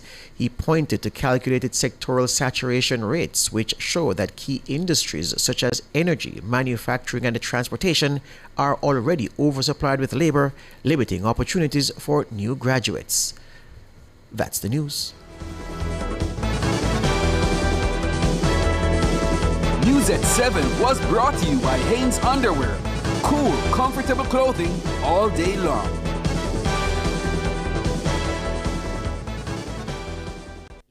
Sign up for the JN Money Card. It's safe, convenient, and free. The time by JN Money is 7:19. Hey folks, thanks for your patience. We'll be taking off very shortly. You should be wheels up in about 40 minutes. And due to a bumpy ride, snacks and beverage service has been suspended. AC is giving us some trouble. Sorry folks. And Wi-Fi is out. And so is the entertainment. Yeah, I'm sorry about the smell, folks. We are aware. I know. Just one more quick note. We are going to have to deplane. Come on!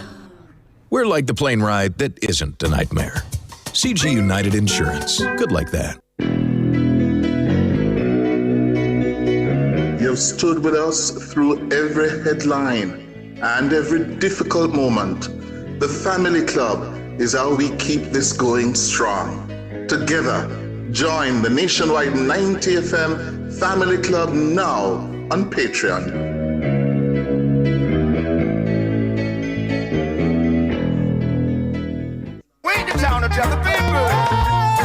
We love showing you the fun side of Jamaica. New places, good food, real vibes, and pure adventure. Sweet Jamaica. Sweet Jamaica, we not left ya. If you enjoy exploring with us, come closer. Join the nationwide 90 FM Family Club today on Patreon. We not left ya. Ain't nothing like this sweet cool breeze I jammed up.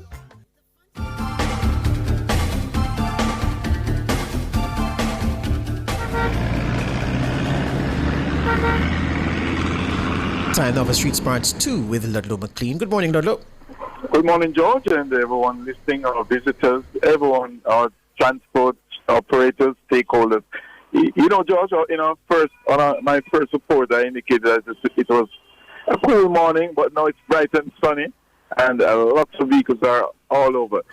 Earlier on, just to tell you how the traffic situation is dynamic. A few minutes ago, Trafalgar Road in both directions, it was really smooth sailing, but now there's an accumulation of traffic. Whether you're going east or westbound, especially westbound, heading towards Hope Road. And then, further beyond that, Waterloo Road, Upper Waterloo Road, all these roads are carrying lots of traffic at this point in time. And going across that road that runs parallel Kingsway, it's the same thing. So all in all, at this time, the traffic is really peaking. So just want to remind the motorists just to be careful. There's an area that I have some concern. Richmond Park again. When they make it onto Montgomery Avenue, there are some vehicles that, they make it into a third lane or another lane. They're on the opposite side, and it's causing some problems.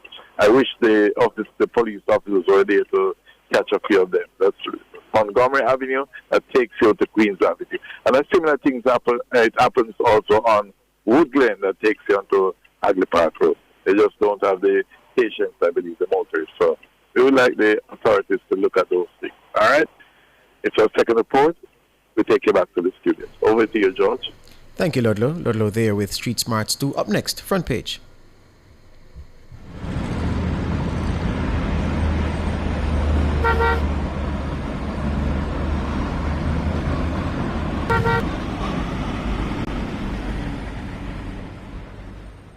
Front Page is brought to you today by ABC Electrical Sales, for a better choice in the electrical business. For all your electrical needs, visit ABC Electrical Sales. They stock a wide variety of electrical supplies, including plugs, switches, panel boards, and conduits, plus energy-saving fixtures. ABC Electrical Sales stocks brands like GE, Siemens, Philips, Cutler Hammer, and Allen Bradley. They also offer free island-wide delivery just to suit your needs.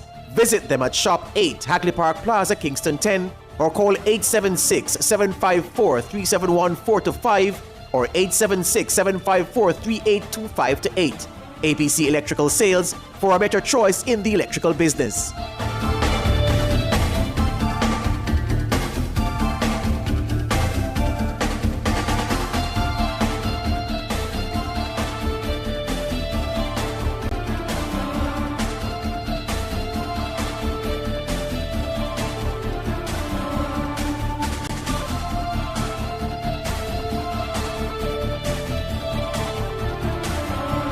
Welcome back to Nationwide this morning. Turning our attention now to our discussion segment, the Front Page.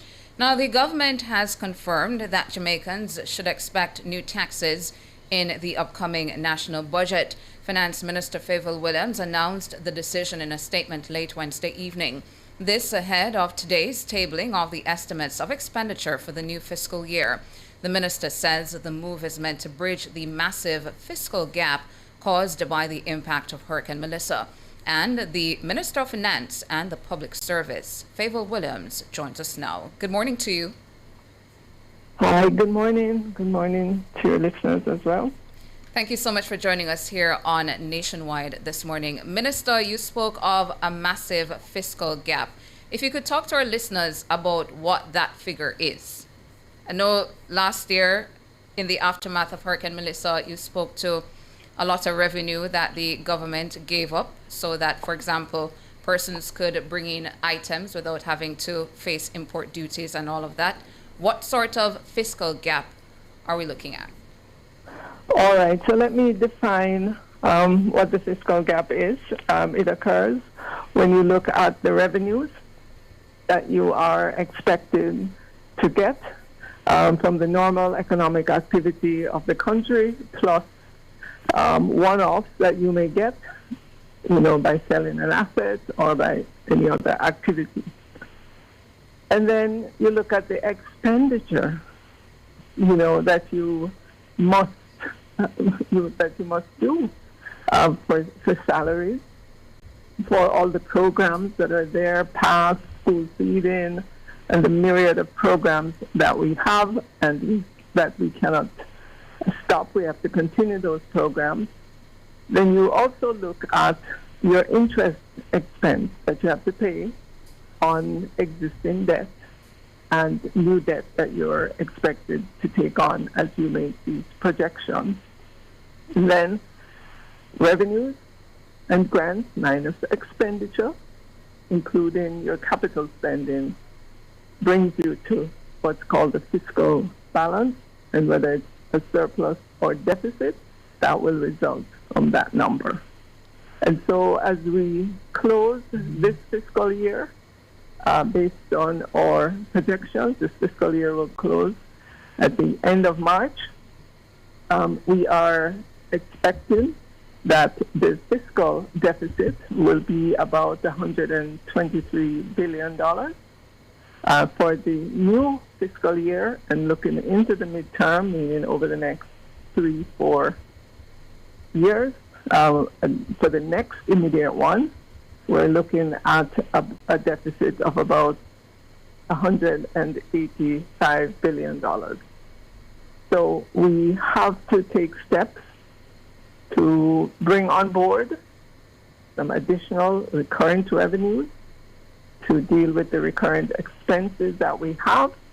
And as indicated, we will look to take on some additional borrowing, but targeted for capital spending to recover all the damage that has been done to our infrastructure, to build resilience so that in the event of other hurricanes, and we're sitting in the hurricane belt and we have to expect and plan for them, that our infrastructure will be more resilient, will be able to stand up better to the climate events in the future. And for the other aspects, for example, yesterday we had on economist Dr. Damon King, Minister Williams, and he was placing on the table that the government needs to go back and do a review in terms of our tax structure and the anomalies there, as the government, figures out how to come with those new tax measures in the upcoming financial year. What is on the table? What is being discussed in relation to that as you muse now, think about how to apply taxes in a way that doesn't, put people in a position where they feel overly burdened? Right, and today in Parliament, when we meet this afternoon to lay in Parliament all the budget documents, for the first time in our independent history, at least, we will be tabling the measures as well. And I will provide a context and explanation for them at that time. Normally, in the budget process, you lay the budget documents without saying what are the measures, whether it's positive or negative. And you wait until the debate opens. For this year, it will be on March 12th that we will open the debate. But this year, we do have a fiscal commissioner and an office of the fiscal commission that came into being last year, January 1, 2026. And in their first report, they flagged us, Jamaica, the government, as not following the FAA Act by laying with all the budget papers, the budget documents, the measures that we anticipate. And this year we take the report coming out of the Fiscal Commission seriously. There were some other things they flagged as well, and we've acted on those. You saw on Tuesday in Parliament, we shifted the date for businesses to report and pay their final taxes for the year past. So in this case, it will be for 2025. It is with good reason, because the Fiscal Commission flagged that there was significant risk in the budget when you look at the fact that a significant amount of businesses that pay their taxes, they pay it in the last month of the fiscal year and in the last 2 weeks of the fiscal year. So if there are any slippages, we have no chance to, as they would say in Jamaica, wheel and come again. We have no chance to make corrections. So it puts the budget at risk. The Fiscal Commissioner spoke at length, they wrote at length about that. We took it on, and we decided to make that change for this fiscal year. And in much the same way that they pointed out that successive governments have been ignoring what's in the law in terms of presenting the measures when we lay the documents in Parliament. We are doing that for the first time this year. So when I speak this afternoon, I will speak to the measures as well. We're speaking with the Minister of Finance and the Public Service yesterday. In a statement, came in late Wednesday evening, the government, the Minister of Finance, Favour Williams, confirmed that Jamaicans should expect new taxes in the upcoming national budget. The minister is speaking further to that this morning on the front page. We're going to take a break and come back with more from her.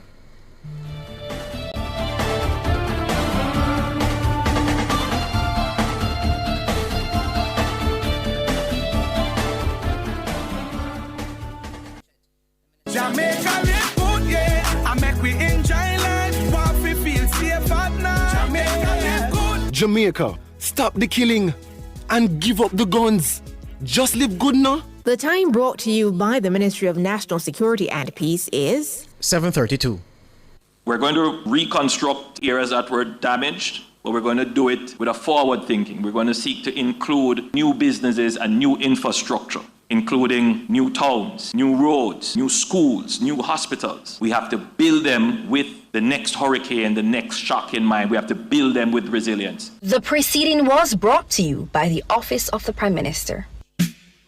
Turn up the heat with Hot Listing, Nationwide 90 FM's new on-air and online classifieds feature. If you have a car for sale, room for rent, or yard sale come up. If you look at work or need stuff. If you provide a service, make it a Hot Listing, Nationwide 90 FM's new on-air and online classified segment. Your listing plays again and again. From morning till evening. You sing it, we play it. You say it once, Jamaica hears it all day, every hour. Contact our sales team now at 876-630-1210 or sales at nationwidenewsnetwork.com. Hot Listings on Nationwide 90 FM, a new revolution in media. I didn't hear you leave. I wonder how am I still here? This show is your escape, your vibe, your reset. But I will go down with this shit. If Urban Paradise ever brings you peace, joy, or a little relief, come closer. What you won't do. Join the Nationwide 90 FM Family Club today on Patreon. You tried everything, but you don't give up.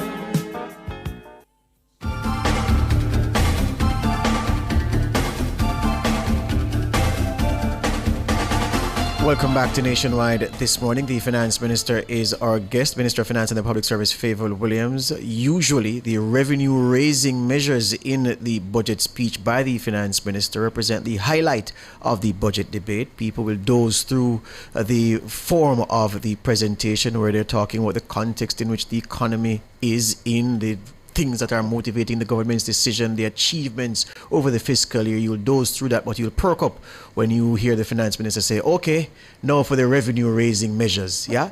The Finance Minister says that's changing now. She says that the papers to be tabled today, the estimates of expenditure, all the related budget papers, along with that, the revenue-raising measures will be tabled, so there'll be no mystery about what will be taxed and what the government is projecting to earn from each measure. Those things will be tabled today, even before the budget debate gets underway on March 12, where she will open the innings. And Minister Williams, in that way, you answered the question that I had, certainly, because I wanted to know, what is it that prompted this statement from you? Because it's unprecedented among finance ministers. Usually, we have to wait until the budget debate starts to hear that there will be tax measures. Usually, it's the analysts in this phase who say whether or not they believe taxes will be levied.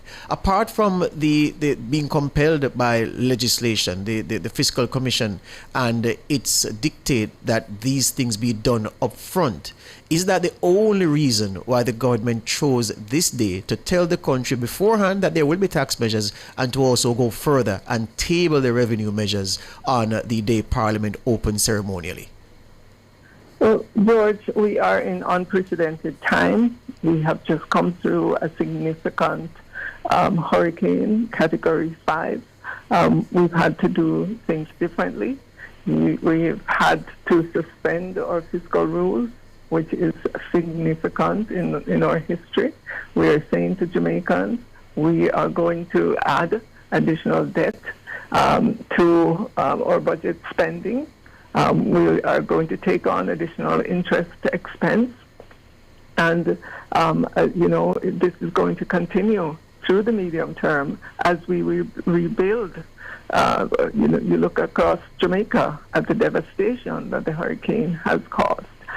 So we have to be upfront with Jamaicans. We have to carry them along with us in what we do so that we can expand their understanding of government's operations and government's financing. Yes, the Fiscal Commission is a new entity in the architecture of governance in Jamaica. And I consider it my duty to read the report because they take their time to pour through the budget. So I consider it my duty to read, understand what they are saying, and if they're calling for things to be done differently or in line with existing laws, then we have to take those on. Yeah. We can't keep ignoring our own laws and just carry on the way that we have been carrying on. Did I set up the Fiscal Commission with a purpose in mind to add greater clarity, greater accountability for the budgets that we present. Did I hear you correctly at the top of the interview, Minister, say that the fiscal gap was about 185 billion? Yes. All right. So of that, you're going to impose some measures to raise some of the revenue, and you also spoke about taking on debt. Can you give the country an idea of what percentage of that 185 billion will be raised or realized through the taking on of debt? Debt that we're going to be taking on, George, I'd rather wait for that until I speak in the House this afternoon, and then you can have me back on. Yeah. With the further numbers. Of course, I don't know how much time you spent last night looking at the reaction to your statement on social media, but everybody, Jamaica, it doesn't matter if they've gone 20 years without a new package of tax measures. They went 10 in this instance, but it was a collective moaning on social media. I put it on my status last night, Ton, and my phone just went crazy. People were saying, Lord God, the sky is falling in. There must be something you can say, Minister, beyond what you said in that voice note you sent attached to the text of your statement. There must be something you can say to Jamaica about what's in store, because people waking up this morning, the breakfast not tasting so good, the coffee's a bit flat, they're wondering what's to come. What can you say to ease the anxieties and the fears among your people? Well, I would say we started out by looking at anomalies in the tax system, by ensuring that we close the gap where there are anomalies, so that all sectors are taxed fairly. That was how we approached this. Beyond that, we looked at the areas that if we put additional taxes there, we could justify the spending that needs to happen in those areas, and for which we believe Jamaicans would agree. So that's how we came at this, to make it so that we do not take more than is needed. We came at it fully understanding that we're just coming out of a massive hurricane. We fully understand the pressures at the household level and at the business level. And so we approach this with sympathy, with honesty, with just everything we had, knowing, again, that across Jamaica, all of us are dealing with, in some way, shape, or form, this massive hurricane that we came through that would have would have taken something away from us, let's put it that way. I'm curious though. You say more details will emerge this afternoon when you speak, and I accept that. But in the fine balancing act that you have to perform as finance minister, putting in these measures to raise the revenues while at the same time not inhibiting business activity or putting a crimp on the appetite of consumers to take on personal debt, to expand their businesses, to improve their homes, to do the normal course of things that people confident in an economy will do. How is that big picture looking, the big balancing act picture with all of the things in the mix in front of you? I believe that when after I present in Parliament and Jamaican households and businesses see the figures and see what we have announced, I believe that they will say it's fair, it's balanced, and that it's in the best interest of our future. Because as I said in the release, we could take on debt to finance the entire deficit, and we could do that for several years to come. But what will be the outcome? We will just keep having more and more interest payments, which will crowd out the spending for the important things that Jamaicans want, for education, for health. And we will get back to that point where we will be talking about salary cuts and freezes and all of that. We don't want to go back to those days. So we approach this looking into the future and, you know, understanding. But Minister, I have to look in the future from my chair. So bear with me. The debt that you're planning to take on, will the bulk of it come from overseas, or are you talking about the local markets helping you to plug the gap? Overseas, you've heard the announcement from our international financial institutions, and that's where the bulk of this debt will come from. The interest rate will be lower than we would be able to get. Lower than 5%? If we went to the international market. Lower than 5%? It will be lower. It will be lower. We're working through that right now with our international partners. So I can say categorically it will be lower than if we tried to access it on the international market or the local market. You spoke to salaries just now, Minister, and I know in the past that there have been conversations and the proposal for the salaries to be capped. Was that discussed in the plannings for this year's budget, and is the position still that no capping? Not a cap on salaries, but a link between wages and salaries of the government to GDP, and looking at the proportion of recurring tax revenues that it takes up. I believe we should introduce the same discipline of coming to Parliament and explaining where this is, as we do in the debt to GDP. And in those moments, we have to change it. Then we come to Parliament again, and we speak about it publicly so that Jamaicans can have an insight into what this is and what we are about to do. And this is something we will speak about during this upcoming budget when it's opened. Health, national security, education. Just three of the ministries which usually get treated well by the finance minister at budget time. You know, ministers come and say, well, when you account for inflation, there has been an increase in our expenditure budget. Will that hold this cycle, Minister? Those are important areas for Jamaica. We often say in order to get robust GDP growth in our economy, we have to have an educated population.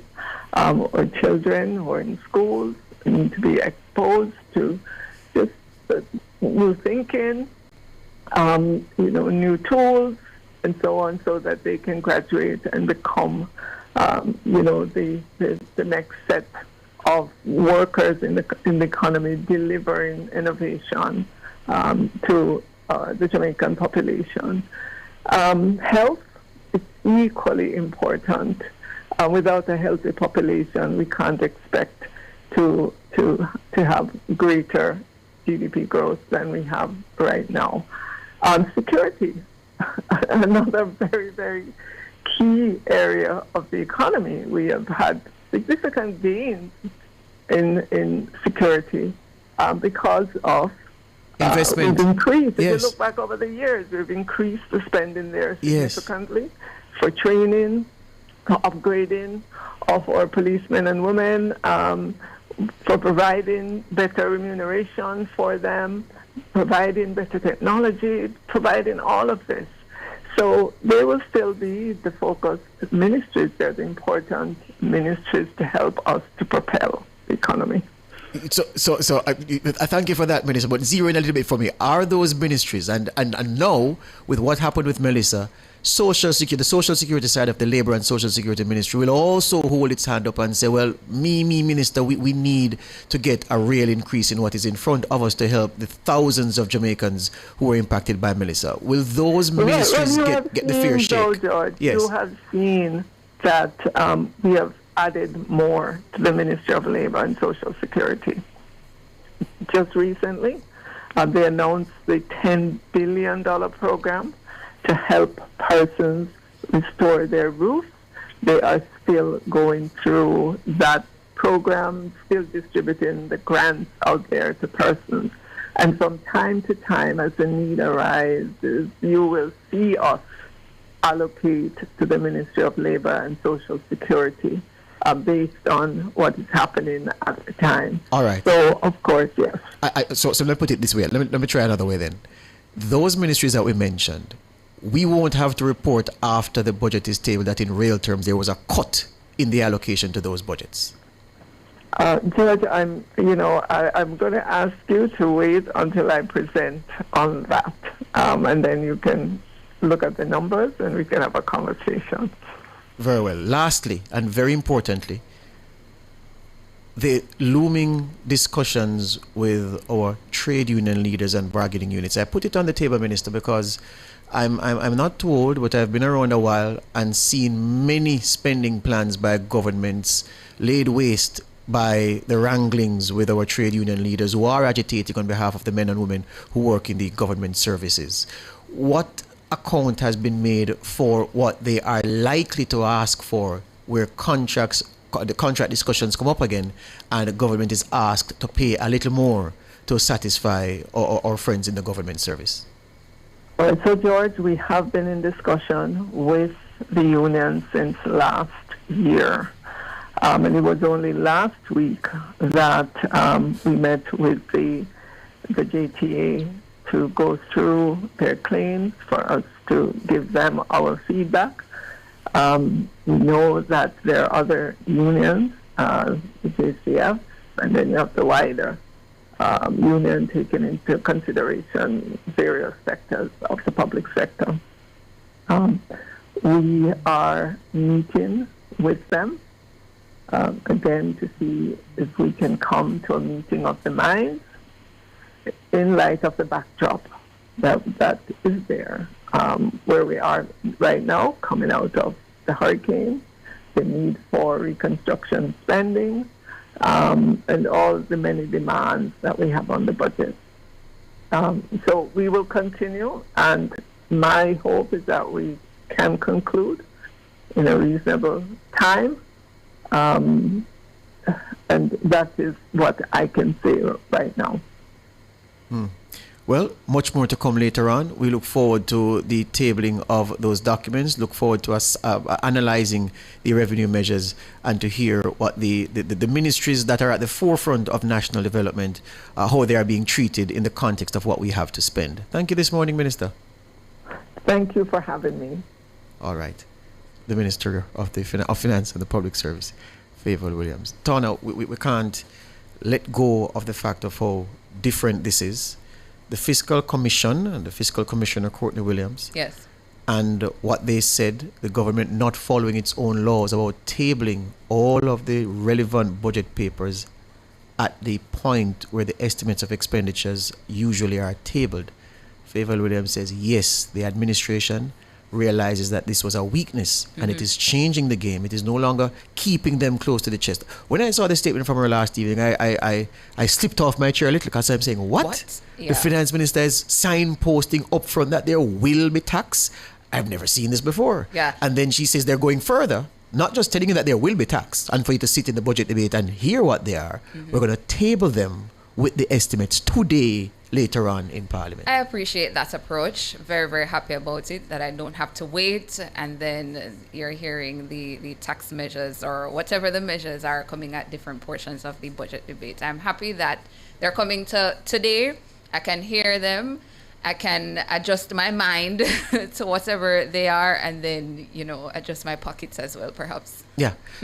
I must tell you, I had some conversations last evening with even some of my friends from high school who reached out to me to say, Please Lord don't of let God. it be GCT or Nothing. something else. Yeah, so how much, what the deficit? I said, well, I was telling them, I estimated it, I worked it out to about 1.1 billion US, which is not too far from the 185 billion, right? So I'm very happy I got that.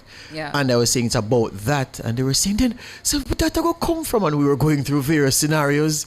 Yeah. Morning Zara. Yeah. So I'm just saying that people are very keyed into these things. People who don't speak about politics, because a lot of the people I spoke to, they're not interested in the cut and thrust. But this aspect of governance really means much to them, and people, struggling or making plans to do other things, they see an announcement of tax measures as a potential constraint on what they want to do. And so they want to know what form, how much, and how they'll have to recast their plans in light of what's coming. You heard the minister there saying that it will be fair. Let's see a little later on.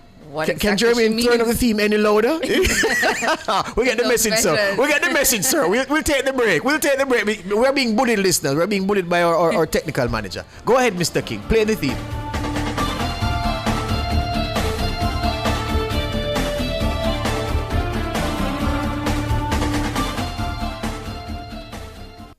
For all your scales and food processing equipment, call Advanced Scales and Equipment Limited at 876-968-9612-5. The time by Advanced Scales and Equipment Limited is 7:53.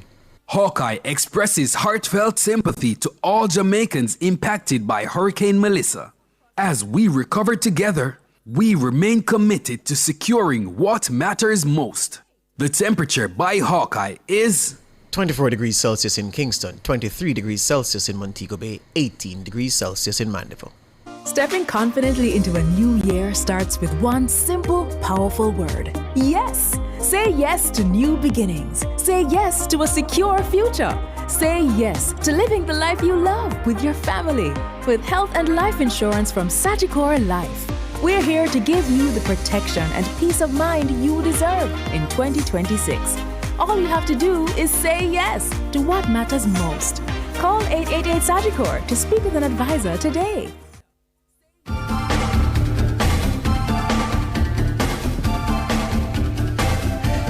I see people in the chat asking if I'm talking about Zara Burt, the journalist. No, man, it's my friend Zara from high school, from Spanish Town. Where's Zara come from again? Windsor Road? Down that side. Yeah, she always a walk from a come morning time. But I haven't heard from her in a while. She find me fast last night. Yeah. I said, George, what is this? And then I had some friend from primary school also reaching out. Morning, Simone Anderson, up at Jamaica Broilers, a lovely woman from ever since. I've known Simone since I was 3 years old, and we still have a good relationship. So a lot of people are reaching out because they hear tax, and and it's just doom and gloom. Yeah. And for a lot of people, it's as if it's so foreign. Yeah. Because they've gotten so used to no taxes, no new taxes. There's a child celebrating their 10th birthday this year. Who would never? We're stretching it, but it's not wrong. But You've gotten so used to not having taxes. I saw earlier one of our YouTubers is this Filene Williams saying tax fake your lashes and nails. No, not gonna bring in much. Not gonna bring in much. Yeah. And of course, like yesterday, some people saying tax alcohol and cigarettes. We heard Dr. Damon King speaking to that, saying, won't move the needle as much as you think it would. Because 185 billion gap, that won't really move. It will be a big sum by itself in isolation, but in context, not enough. The thing again is this, our YouTubers not easy, the people are saying, Lord, leave anti-favor alone, no pressure, so wait till later. No, but we have to ask the questions, we have to push and get as much as we can. The revelation this morning that, well, clearly nobody who is keyed in would ever think that the revenue raising measures would be enough to erase the deficit. Couldn't in real terms. There had to be some form of debt that would combine with what taxes are collected to cover the deficit. And she has indicated yes, that she was kind enough to say bulk of it come from foreign. Exactly. Yeah, and that lower interest rates, this is the most crucial part, Yes. Keyshal, better word, Keyshal. This is the most crucial part.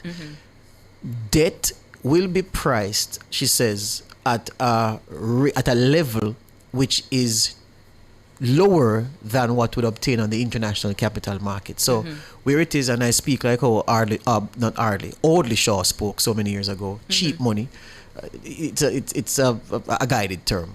But if you say that the international capital markets would give you money at 11%, 9%, and you can get it at 4, 5, even 3.5%, you're doing brilliantly well if you can do that. And that's what the finance minister says they're negotiating now to get the loans, the debt that they're going to take on from our international partners. Jamaica's international partners will come at rates lower, the interest rate low than what obtains on the international market, where double-digit money may exist, or money 10%, 9%, 8%. If we can do 3.5%, 4%, then it will be much better, and our interest obligations will be lower annually.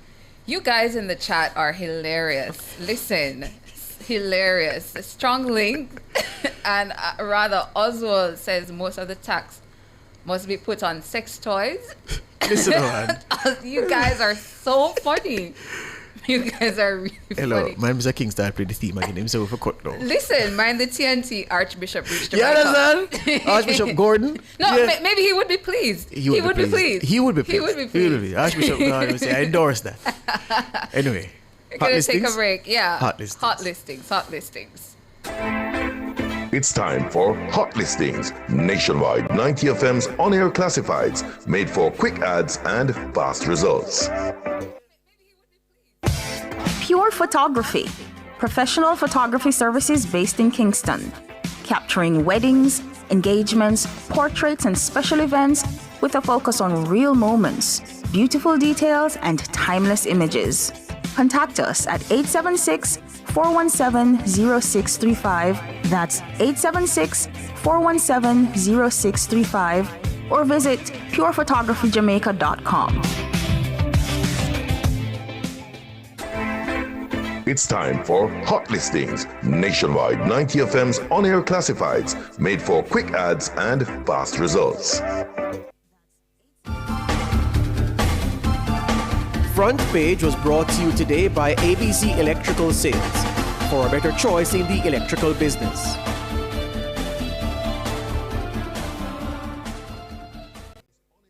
You're listening to Nationwide 90 FM. The time is 8 o'clock. From the mountainside to seaside, countryside to townside, inside and outside, it's across Jamaica this morning.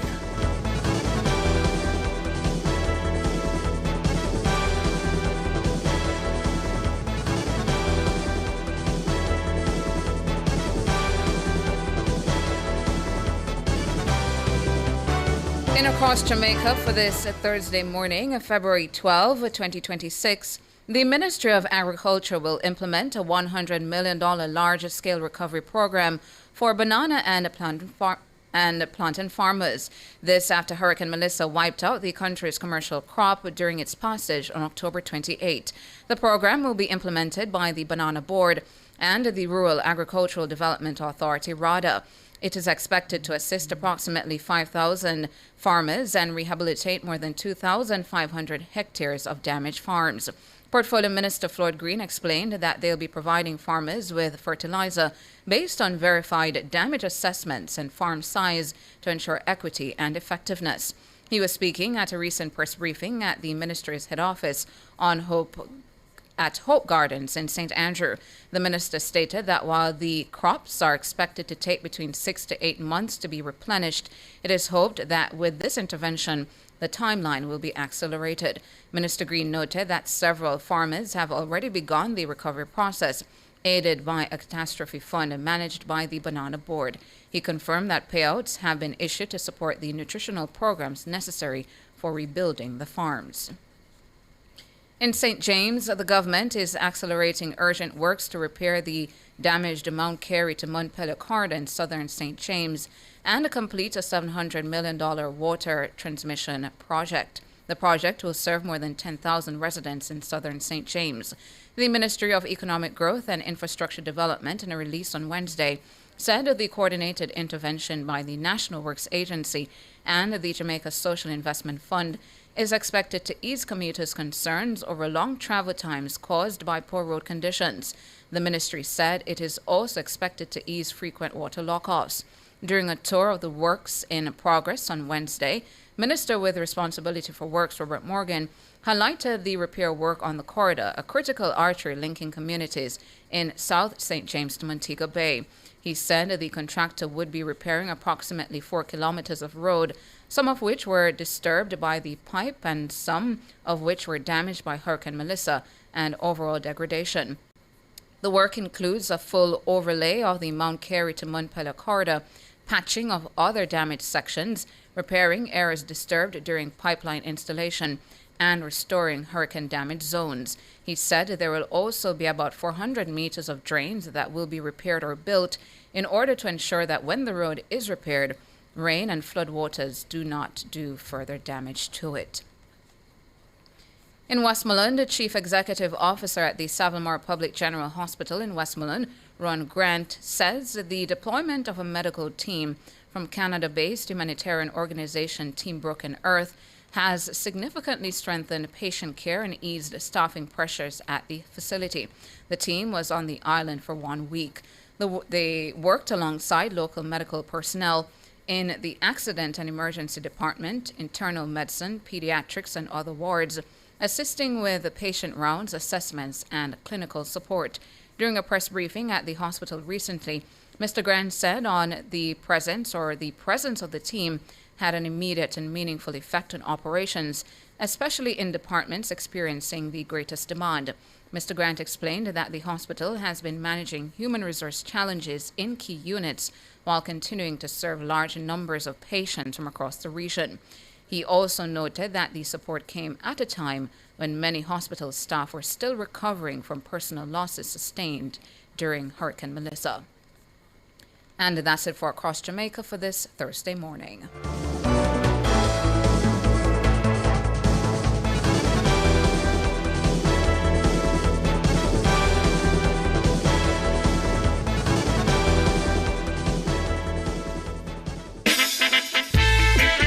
If you've ever called in, shared your story, or got help on this show, then you're already family. Now make it official. Join the nationwide 90 FM Family Club today on Patreon.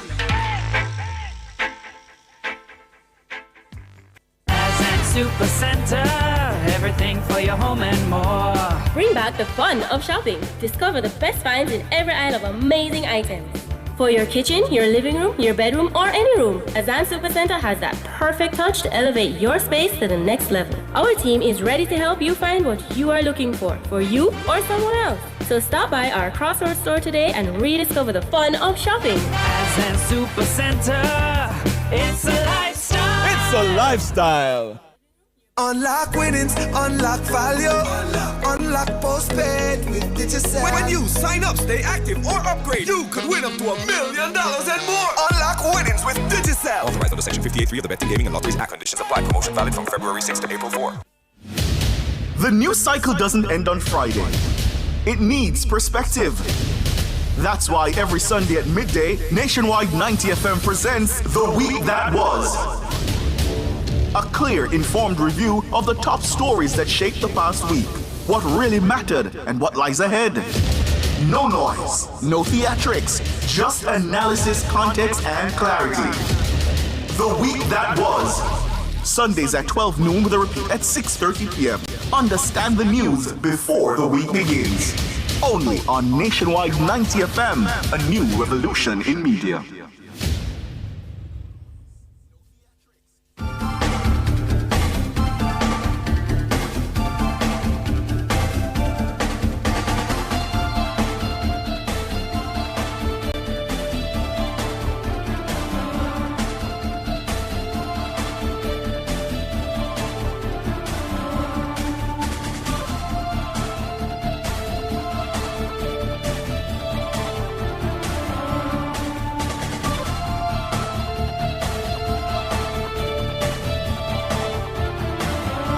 Welcome back to Nationwide this morning. Seeing one of our YouTubers, Island Girls, saying congratulations to Mia Motley of Barbados. And I am turning my attention to the Barbados general election and the results last evening. Barbados Prime Minister Mia Mottley won her third election victory, with her Barbados Labour Party sweeping all seats of the island nation's House of Assembly.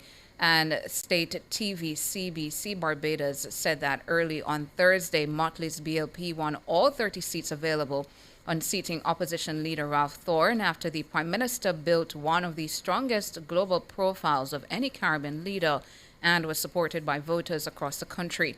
Now, in her victory speech Thursday, Mottley said, "Our mission first and foremost is to stop poor people from being poor and to remove injustice wherever it exists, to create opportunities for people." Let's take a listen. If you know me, you know that I do not count the chickens before they are hatched. But I do not also want to keep you here much longer. The hour is late, and most of you reported for duty at 5 o'clock this morning. Yesterday morning. You are now doing almost 22 hours. And I am appreciative of that fact.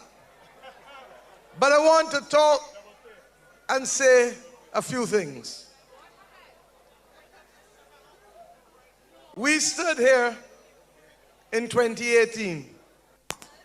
And I promised you then that we would work hard to stabilize this country, that we would do the difficult things, and we did them.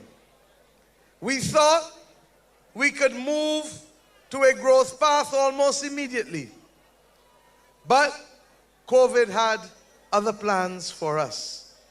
And rather than a growth plan, we went from mission critical to mission survival.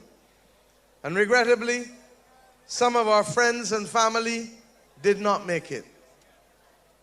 It is really only in the last 2.5 years that we have started mission transformation. And it is to this that this Barbados Labour Party government is committed. We did not come simply to hold office. We have come to make Barbados better and to make your lives better. We have never stopped believing from the days of Grantley Adams that our mission first and foremost is to stop poor people from being poor and to remove injustice wherever it exists, to create opportunities for people, and to be able collectively to build strong families, strong communities, strong workers, strong businesses, and ultimately a strong nation. I suspect Mr. Sutherland is trying to come through the audience. Make way for him, please. But I say to you that that has been our mission. And next month, we will celebrate 88 years as a political institution. We now know in Barbados more than ever the importance of strong political institutions. And let this Labour Party never take it for granted. But I also recognize that even as we have won tonight as convincingly, we do not turn our eyes away from the concerns of our constituents, constituency by constituency. We do not turn our eyes away from the things that ordinary Bajans want us to redouble our efforts on and to refocus. And whether it is traffic or roads, or the state of our health care, or indeed the issue of public safety, I give you this assurance tonight at 111 Roebuck Street, that this team that I have the utmost honor to lead will be required to be able to make progress on all of these areas.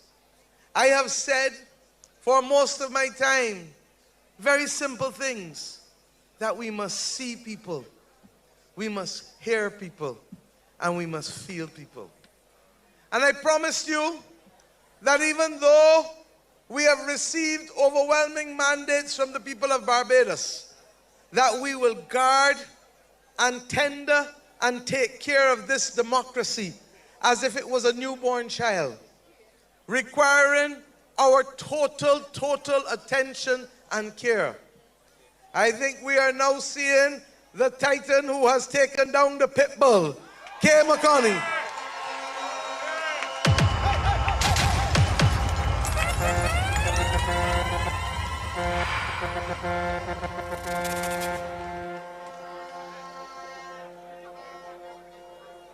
Make way for her, please.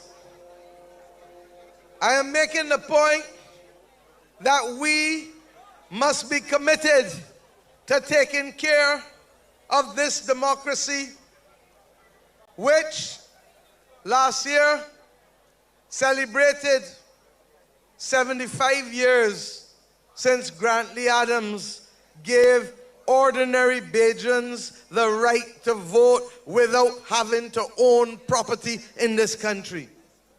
If Grantley Adams did not do that, none of us would be able to claim the Barbados that we have.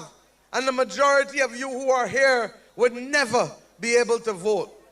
And that is why we say without fear of contradiction that the father of our democracy was Grantley Herbert Adams.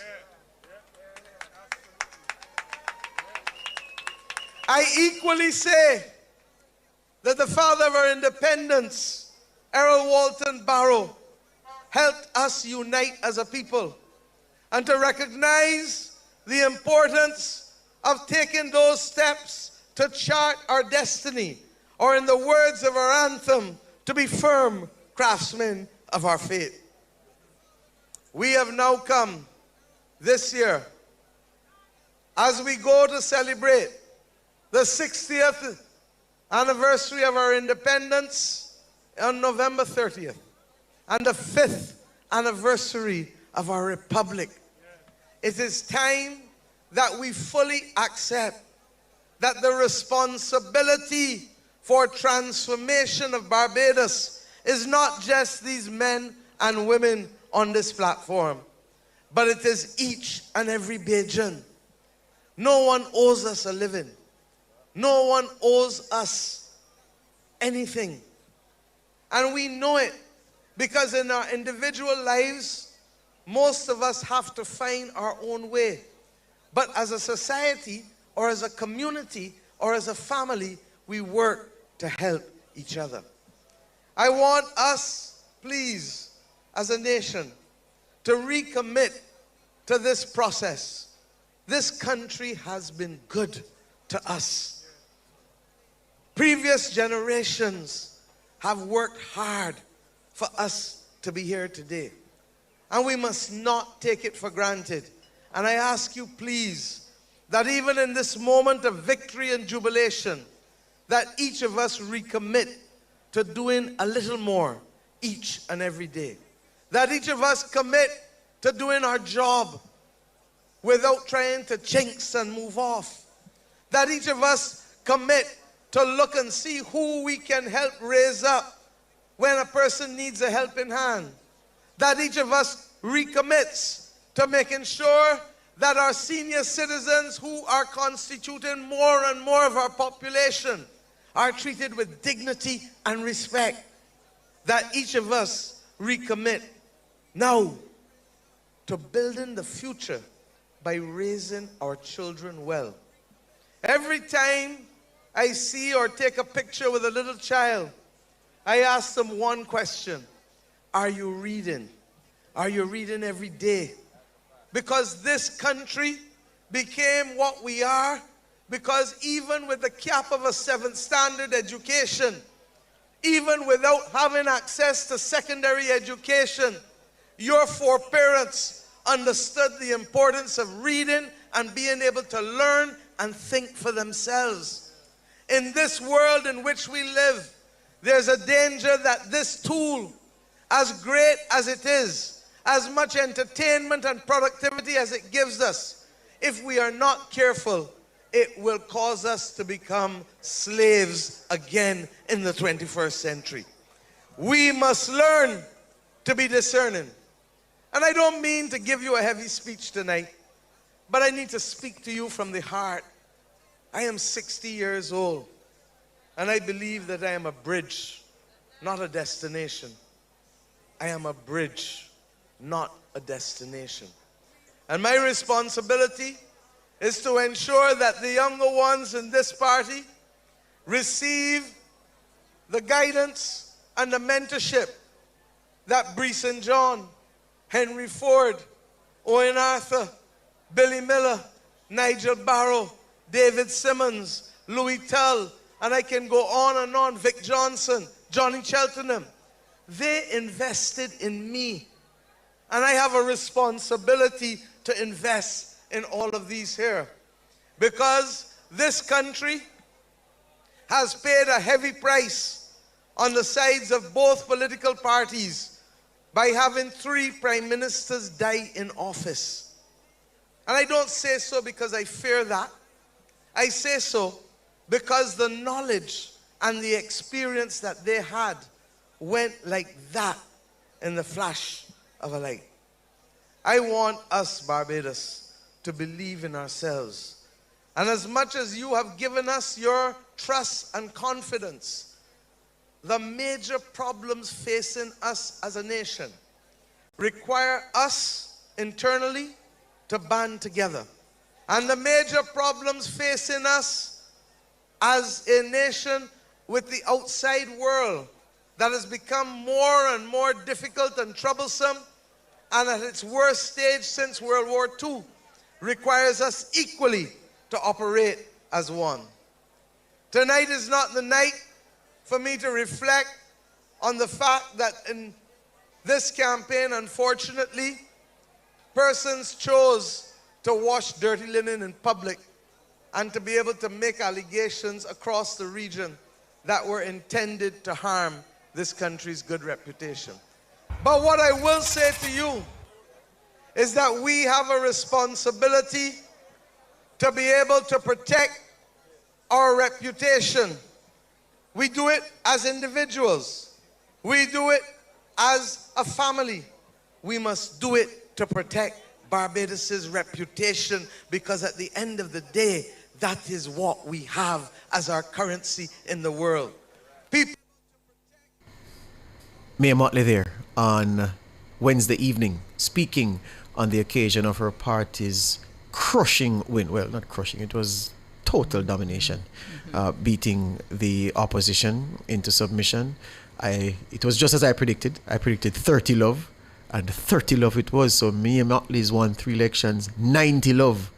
That's wild. That's just crazy. I'd like to talk to anybody out there that was saying there was going to be an upset. When they said upset, what did they mean? What did they mean? Yeah. That the opposition would get a seat or 2? What Yeah. did you mean by an upset? So tomorrow's holiday town. I was telling you off air about the place in Barbados called Oistins, Yes. Oistins, on a Friday night. The energy in Oistins and the offerings there, I'm struggling to think of a single place in Jamaica where every Friday it's like that. Oistins on a Friday is off the chain. I was hearing about it. I heard about it all the time. So I said, all right, let me see what this Oistins thing is about. Yeah. Let me tell you, it was like 2023 I went. Tana, no normal, man. Oistins, no normal. So I can imagine Oistins tomorrow night. Oh my goodness. With the BLP people there. Jeez, oh, please. Yeah, if you know, you know. Those who know Barbados well, you know that Oistins on a Friday is not normal at all. And yeah, to all my friends who are vendors there, a couple of people I know who sell fish and other things, and they sell fry bake and, you know, all of the good stuff over there in Barbados. Yeah. Yeah. And if you don't want the Oistins, you can drive, go Chef It. Chef It is like their KFC. They have KFC, but Chef It is the fast food restaurant, which is number 1 among Bajans. Okay. Yeah, man, Chef It. Yeah, I got Chef It. Chef It sells 2 peas and them things between and just fried chicken. It's like chicken and things. with, you know, but Chefette is a foundation chain in Barbados. Yeah. Yeah, man. One of these days, I need to talk to as well the owner of Chicken and Things. Such an amazing story of where, you know, he came from to the business that he has now. Yeah. Yeah. I love stories like that. And he can give my hero on sponsorship. Oh, yeah. Mario's a big fan of Chicken and Things. The man said I'm just there, they look depressed. Mr. Ross, what happened to you? Boy, George, you know, man. Somebody said, no, what? No. You don't. Dog, the offerings, dude. The offerings. Mr. What you mean, my hero? Dude, I used to just get up from my desk when we were at Bradley, dude, and I'd walk to Chicken and Things. So my hero have withdrawal syndrome. We need a Chicken and Things near here. And a national. Yeah, and a national. Hey. The bread. The bread. Man, have a bag of bread on Friday. Stop talking about my hero business. Good morning, Hiri. We take a break here on NTM. We'll be back with more.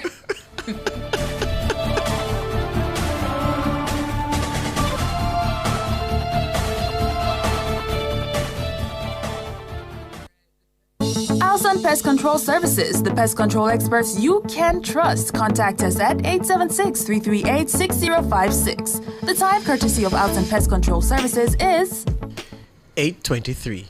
Fontana Pharmacy has a wide variety of items from pharmaceuticals, household, cosmetics, toys, and more. The temperature by Fontana Pharmacy, it's all good inside, is 26 degrees Celsius in Kingston, 25 degrees Celsius in Montego Bay, 18 degrees Celsius in Mandeville. There's nothing sweeter than coming home to your loved ones, but one bad decision on the roadway can change everything. It's not just about debts. Some never walk again. Some can't work. Families are left struggling to care for loved ones and pick up the pieces. Jamaica, let's slow down on the road. Your life means everything to the ones who love you. A message from the Island Traffic Authority.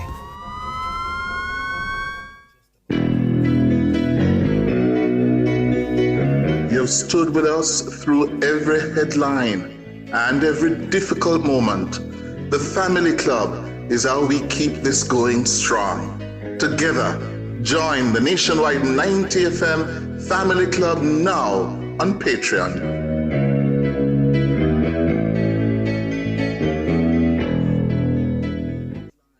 Data Protection Matters is brought to you by Design Privacy. We help you comply and build trust.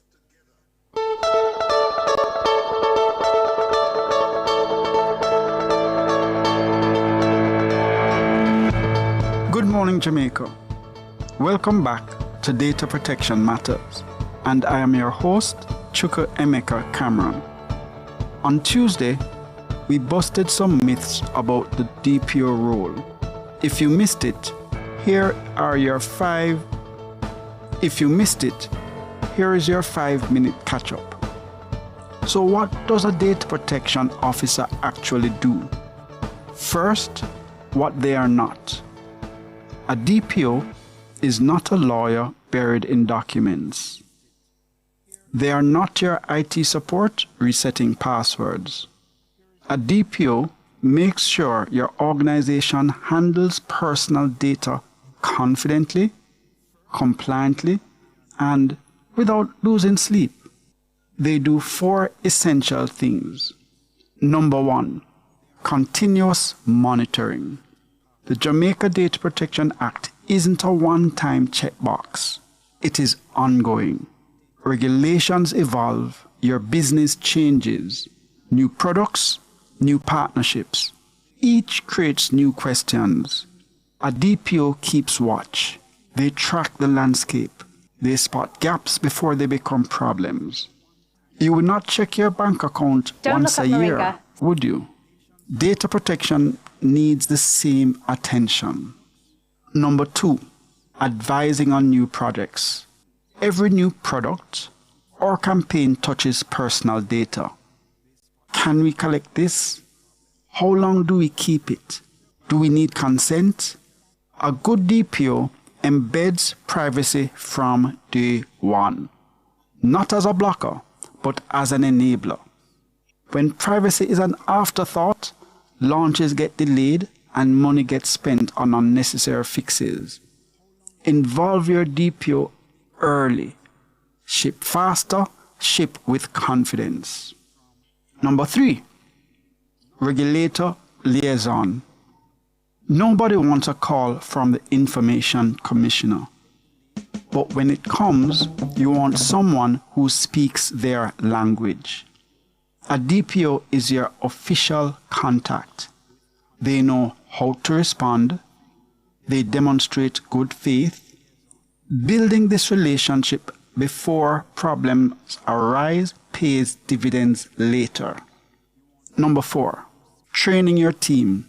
Your biggest risk isn't hackers. It is well-meaning employees who don't understand the rules. The accidental email to the wrong person. The spreadsheet shared too widely. The shortcut taken because proper process seemed slow. Good people, honest mistakes, because nobody taught them better. A DPO builds awareness into your culture, transforms rules into habits. What do organizations say after working with a DPO? Well, albeit a good DPO. I did not realize how exposed we were. We were winning contracts because we can demonstrate compliance. I actually sleep better at night. The DPO role is not bureaucracy. It is visibility, control, and confidence. The question isn't whether you need data protection expertise. It's whether you want it working proactively or reacting after damage is done. Join our free webinar. Visit designprivacy.io. That is designprivacy.io. I am your host, Chuka Emeka Cameron. We believe in data privacy rights, profit, and peace of mind. Have a great Thursday.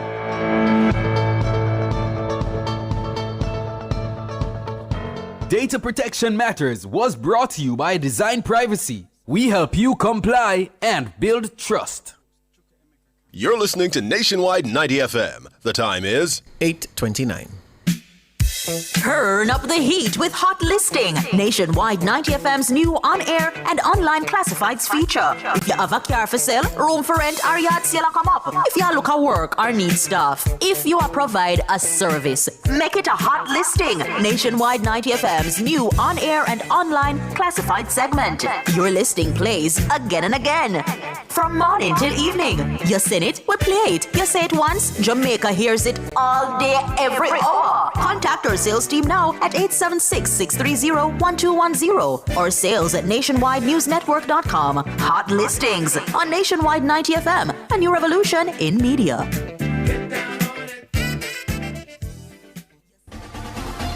For all your electrical needs, visit ABC Electrical Sales. They stock a wide variety of electrical supplies including plugs, switches, panel boards, and conduits, plus energy-saving fixtures.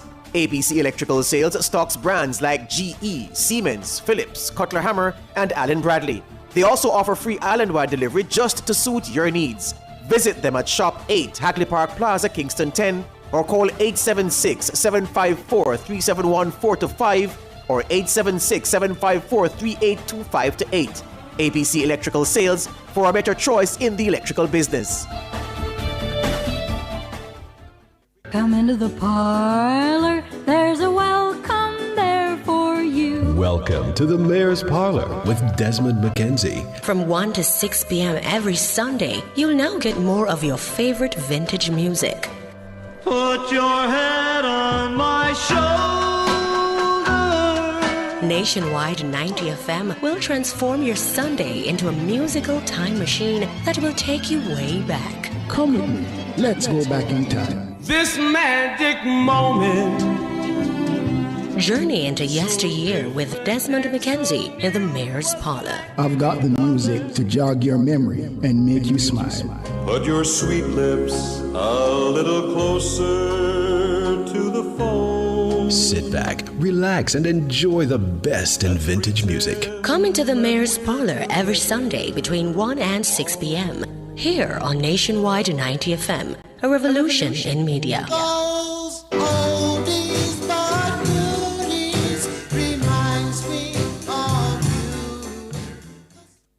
Are you ready to turn your sales and marketing skills into high earnings? Nationwide 90 FM is searching for business development executives to help us grow our business and build lasting client relationships. If you have experience across all stages of the sales cycle and possess strong communication, negotiation, and time management skills with a proven sales track record, this opportunity is perfect for you. Join our team and work with the top corporate brands, media agencies, and of course, our on-air personalities. Enjoy networking opportunities, professional growth, and competitive commissions. Ready to take the next step? Send your resume to hr@nationwidenewsnetwork.com today. In times of loss, sharing information matters. Nationwide 90 FM offers professional obituary announcements, ensuring family, friends, and communities are informed with care and dignity. It's been a long day. Obituaries are aired weekdays at 8:30 a.m., 12:30 p.m., and 7:30 p.m. When it's important to reach people, let us help you do so respectfully. Contact our sales team today, 876-630-1210, or sales@nationwidenewsnetwork.com for more information. Nationwide 90 FM, informing Jamaica with care.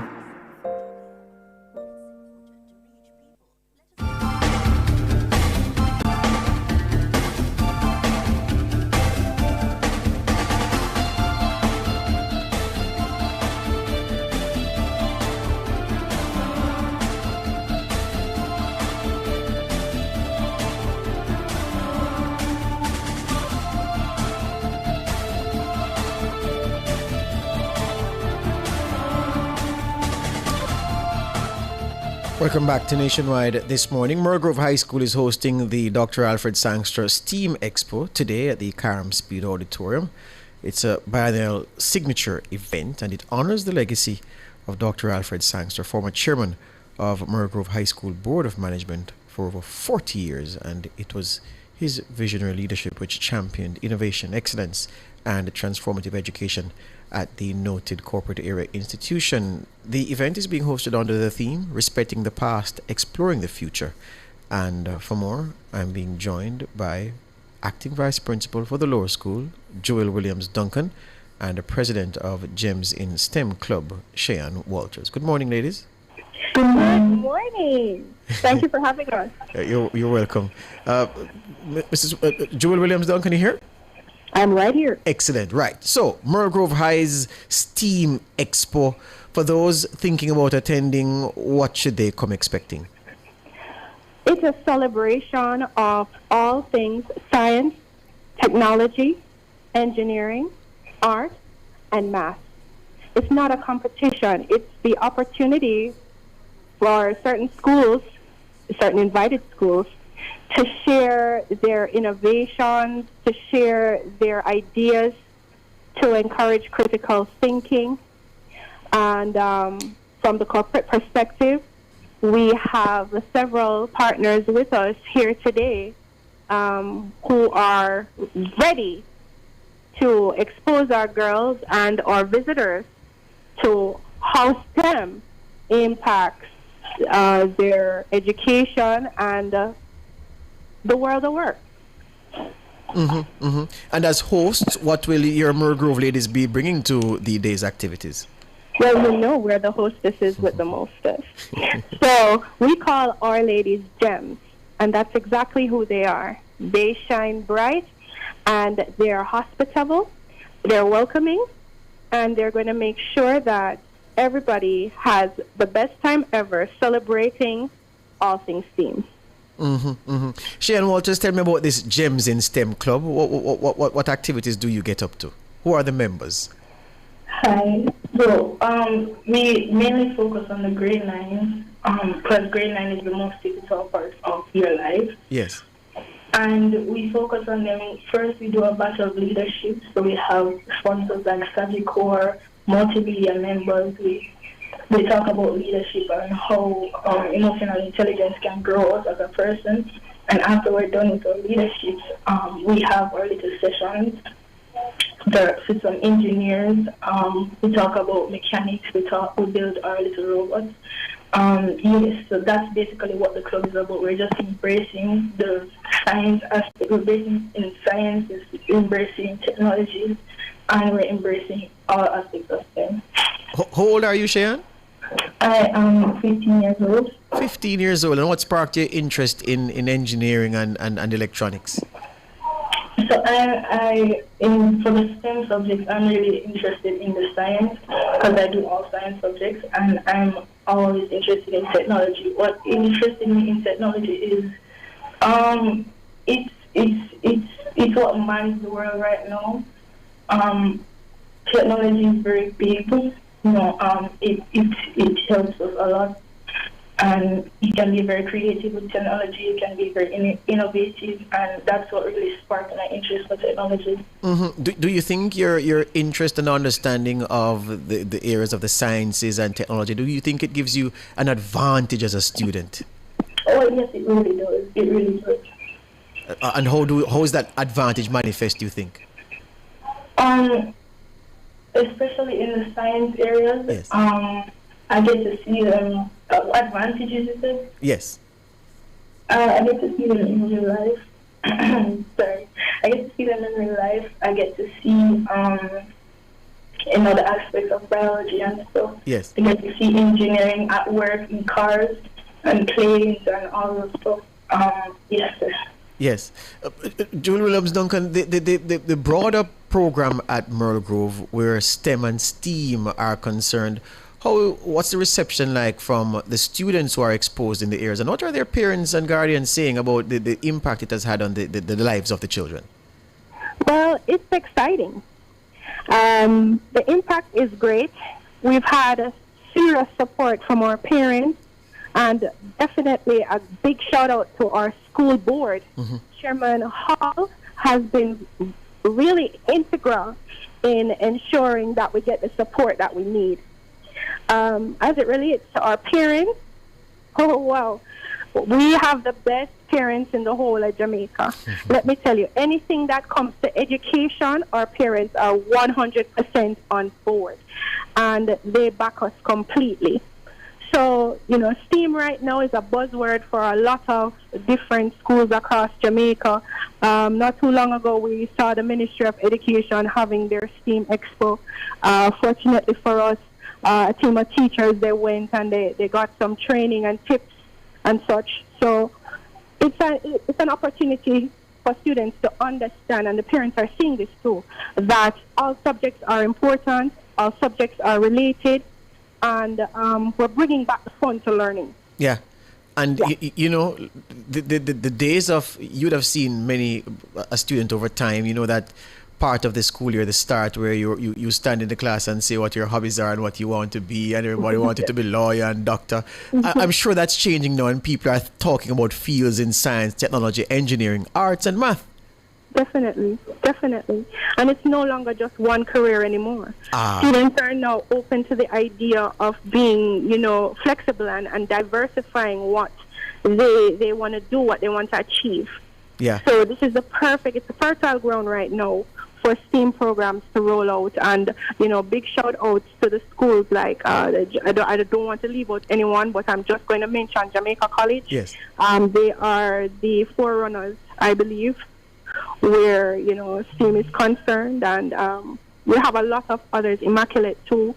I believe not too long ago we saw a student from Immaculate developing her app. And I'm just looking at it and I say there is no limit to what our youth can achieve. And we just have to keep on motivating them and meeting them exactly where they are. Something that my principal, Mrs. Ricketts, always says, helping them to be the best version of themselves. And STEAM is kind of the key that unlocks that door. Excellent. So what time this morning the activities get underway, and how long will it last for the day? Okay, so we would have started just now. Okay. With our opening ceremony. We're keeping it light. There are some entertainment aspects coming on in the early afternoon, and we wrap around 2:30 p.m. today. There you go. Well, thank you, and I wish that today is a success, and that Merle Grove will do its part in producing the next wave of brilliant engineers, scientists, and people steeped in the latest technology. Thank you very much, Cheyenne. All the best to you, and make sure that the bright future you have illuminates all the way through. All right? Yes, sir. Thank you very much. Cheyenne Walters, president of GEMS in STEM Club at Merle Grove High and acting vice principal for the lower school, Jewel Williams Duncan. Today is the Dr. Alfred Sangster STEAM Expo at Karam Speed Auditorium. Activities on the way. Around about 2:30 is when it should be done. Thank you very much. We have how many nationwide staff members went to Merle Grove? No. Jada went to Merle Grove. Abigail went to Merle Grove. So you forget Abigail, Nora. So Nora, Abigail, did Simone go to Merle Grove? And Simone, so 4 of our staff members are Merle Grove old girls. No, it doesn't sound right. They're more Merle Grove. They went to Merle Grove. All right, that's it.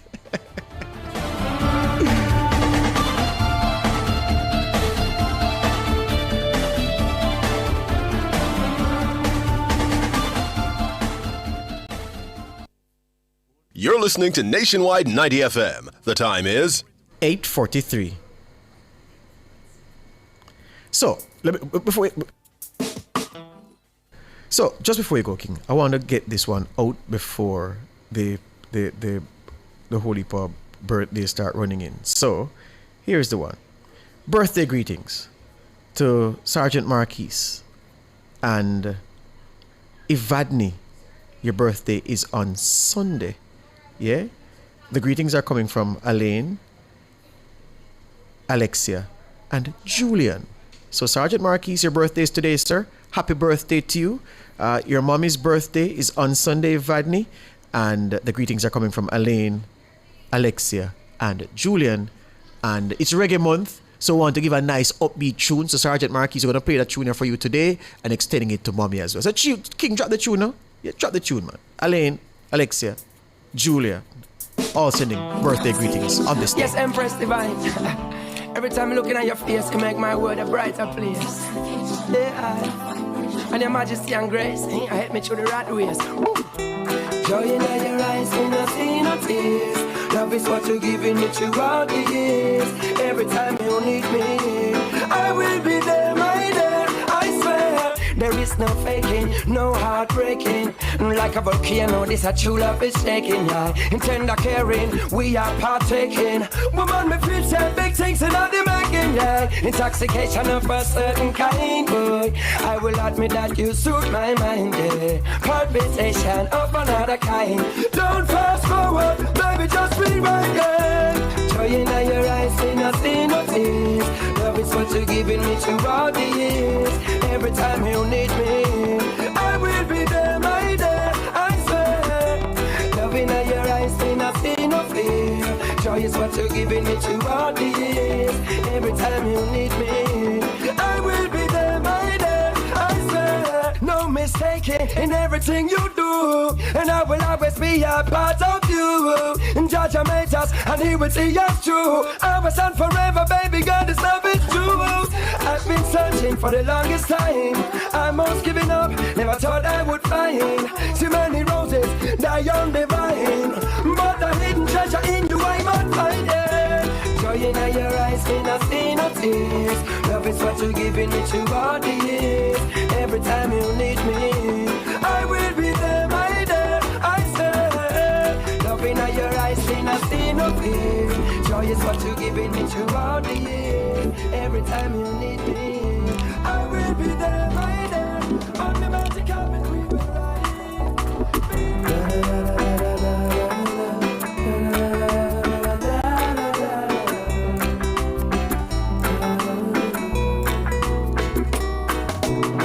I see so many things throughout my life. The only Want to send happy birthday greetings to Tanisha, aka Chin. Chin, happy birthday to you. Greetings are coming from your mom, Carlene. She says you are the apple of her eye. Appears she has many fruits. Yeah, so you're the apple and your siblings are other fruits, all right? Tanisha, aka Chin, happy birthday to you. Let me just shout out the Family Club roll call, the Nationwide Family Club roll call. King, turn down this a little bit so the people can't hear them names. So Ryan McCullough, welcome. Oh, that's not how we do it. I say the name and you say welcome. Ryan McCullough. Welcome. Good morning. Ian Hart. Welcome. No, E.R. Hart. I've never seen that name before. I.R. Hart? I.R. Hart? Yeah. All right, I.R. Hart. Welcome. James Stores. Welcome to you. Nikon Vision. Welcome. Norma Sherman. Welcome. We did say Tony Fisher already, but we can say Tony Fisher again. Good morning to you. Jackie Lynch Stewart. Hello, good morning. Let me do a bunch of them and they say a collective good morning. Cool. Tamu Good, Leonard Civil, Melissa Williams, Pamela Lodge. Good morning. Errol Townsend, Anthony Williams, Johanna Howell. Good morning. Serena Dawkins, Errol SC, Knoxley Sams. Good morning to ya. Alexander Melville, Herman Hyatt, Jason Oliphant, Keisha Malcolm. Good morning. Nadine Darby, Paulette Mac, Damien Otar, Ethelyn Gale Hall, Judith Moody. Welcome to the family club. Utinel Delvante, Errol J. Racky Williams, Ryan Strawn. Welcome. Barbara Bailey, Philip Jackson, Real Deal Desmar. Good morning. William Holland, Georgia Callowan Miller. Good morning.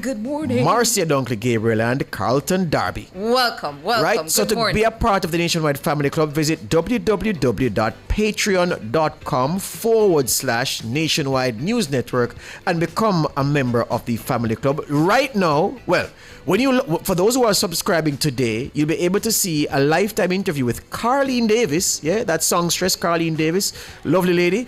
You will see that lifetime interview with her, and you'll also be able to see Women in Politics with Favour Williams. Favour Williams being interviewed by Mrs. Kitty Wilkins. Now I almost said Hilton. Mrs. Kitty Wilkins, to put some respect on the lady name. She will be interviewing Favour Williams, and we have that episode of Women in Politics for you as well. So the new family club members, unlock. The existing family members, unlock. And those who are thinking about signing up, stop thinking, just act. Sign up www.patreon.com/Nationwide News Network to be a part of the family club. There's a package for everyone. Yeah, and just to remind you guys that more and more week by week exclusive content will be coming to our Patreon platform. So it's Patreon, patreon.com/Nationwide News Network. You go to Patreon and you sign up to be a part of the family. There are 3 memberships: bronze, the family insider at $4.99 per month; silver, the nationwide VIP, $7.50 per month;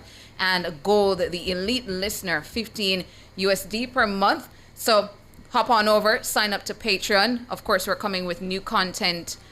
George will be doing way more lifetime interviews this year with many familiar voices and perhaps some you're not too familiar with, and you've always wanted to hear their life story, where they were born, how they grew up, what inspired them to take on this particular career path, all the things they've contributed to Jamaica and elsewhere in our lifetime segments. That will be coming to Patreon as well. So you want to tune in, listen out for that, and it's only available inside the Nationwide 90 FM Family Club on patreon.com/Nationwide News Network.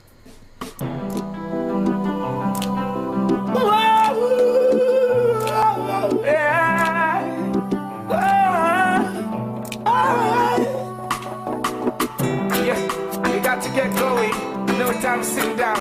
Some people not know life is a cycle. You got to know how to get around. Yes, you got to be strong and be all the best you can. The world is out there, conquer your fears, and now you wait too long.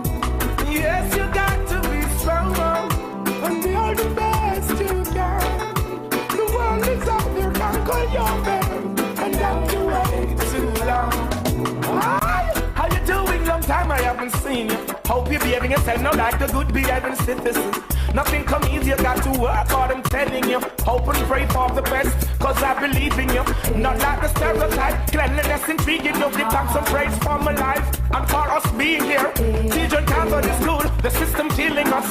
There's good in us, and we've always wanted to bring it out. Show the world what we got, the struggle continues, yo.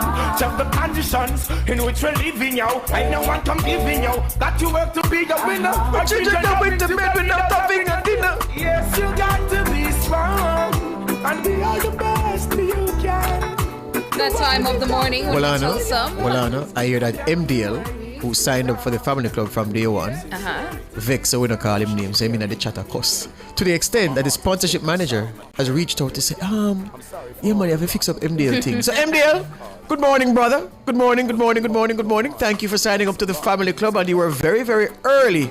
And next month's subscription, you'll get 0.25% off for being a good chap. All right, so MDL, big up, welcome to the family club, and ensure you stay with us. All right, big up yourself. Welcome.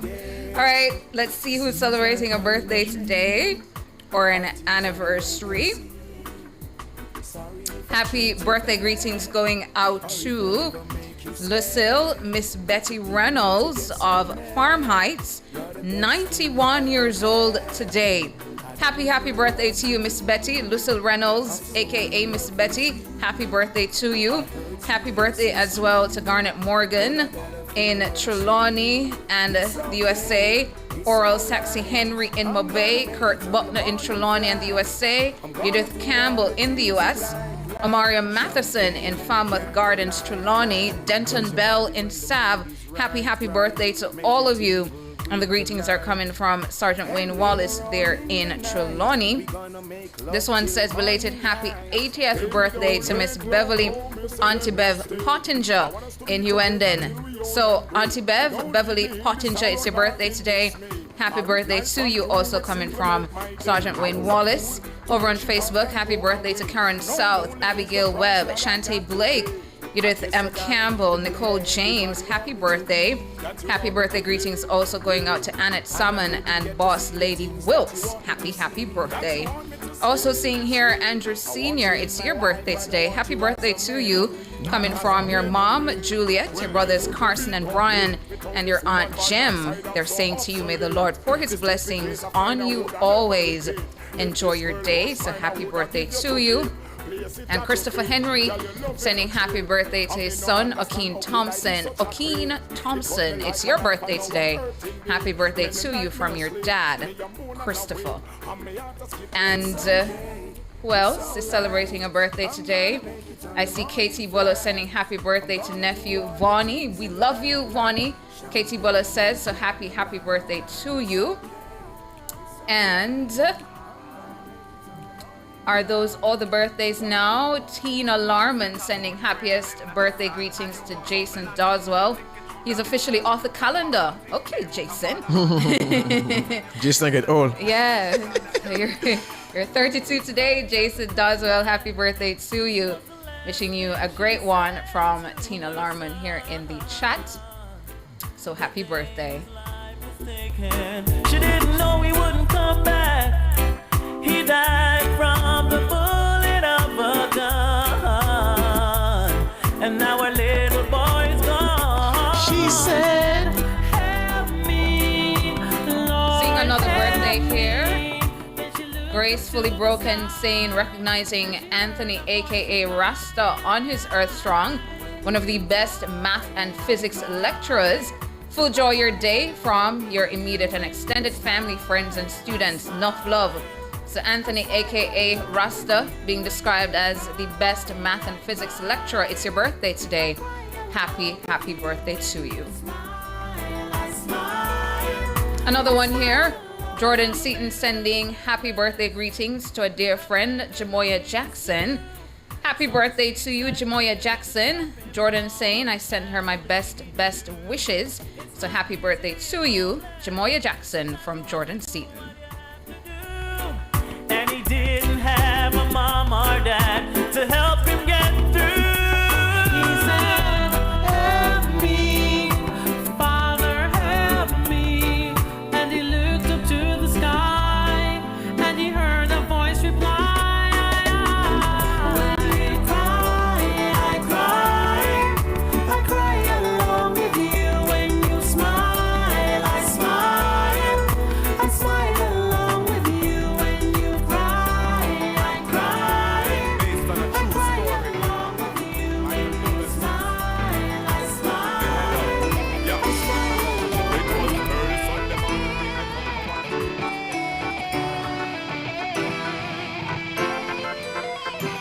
From morning We are hustle and put we all in. When we work, we not pre, not stalling. From morning, yeah, that's how we say. We never ever change. Go on, Chino. Happy birthday to Chino McGregor. That's his real name, right, King? King.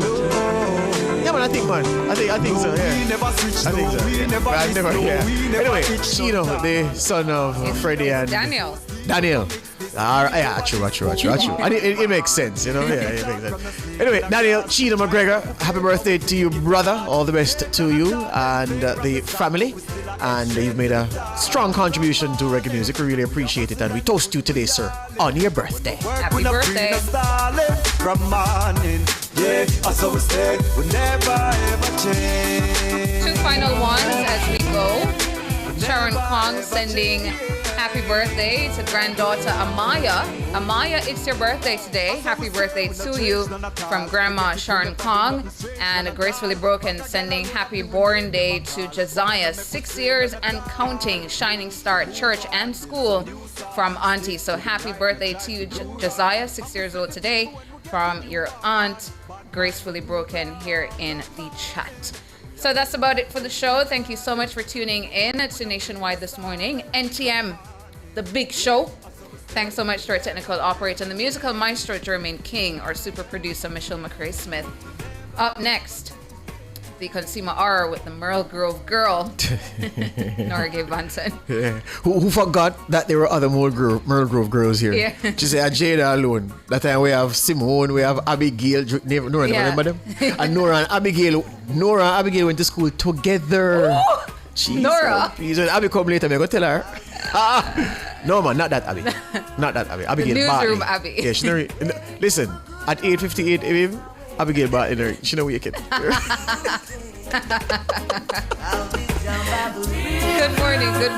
morning. Songs of joy on this lovely day. Oh, yeah. Sweet singing birds told me by sunrise he saw. You just heard Nationwide this morning on Nationwide 90 FM. The day.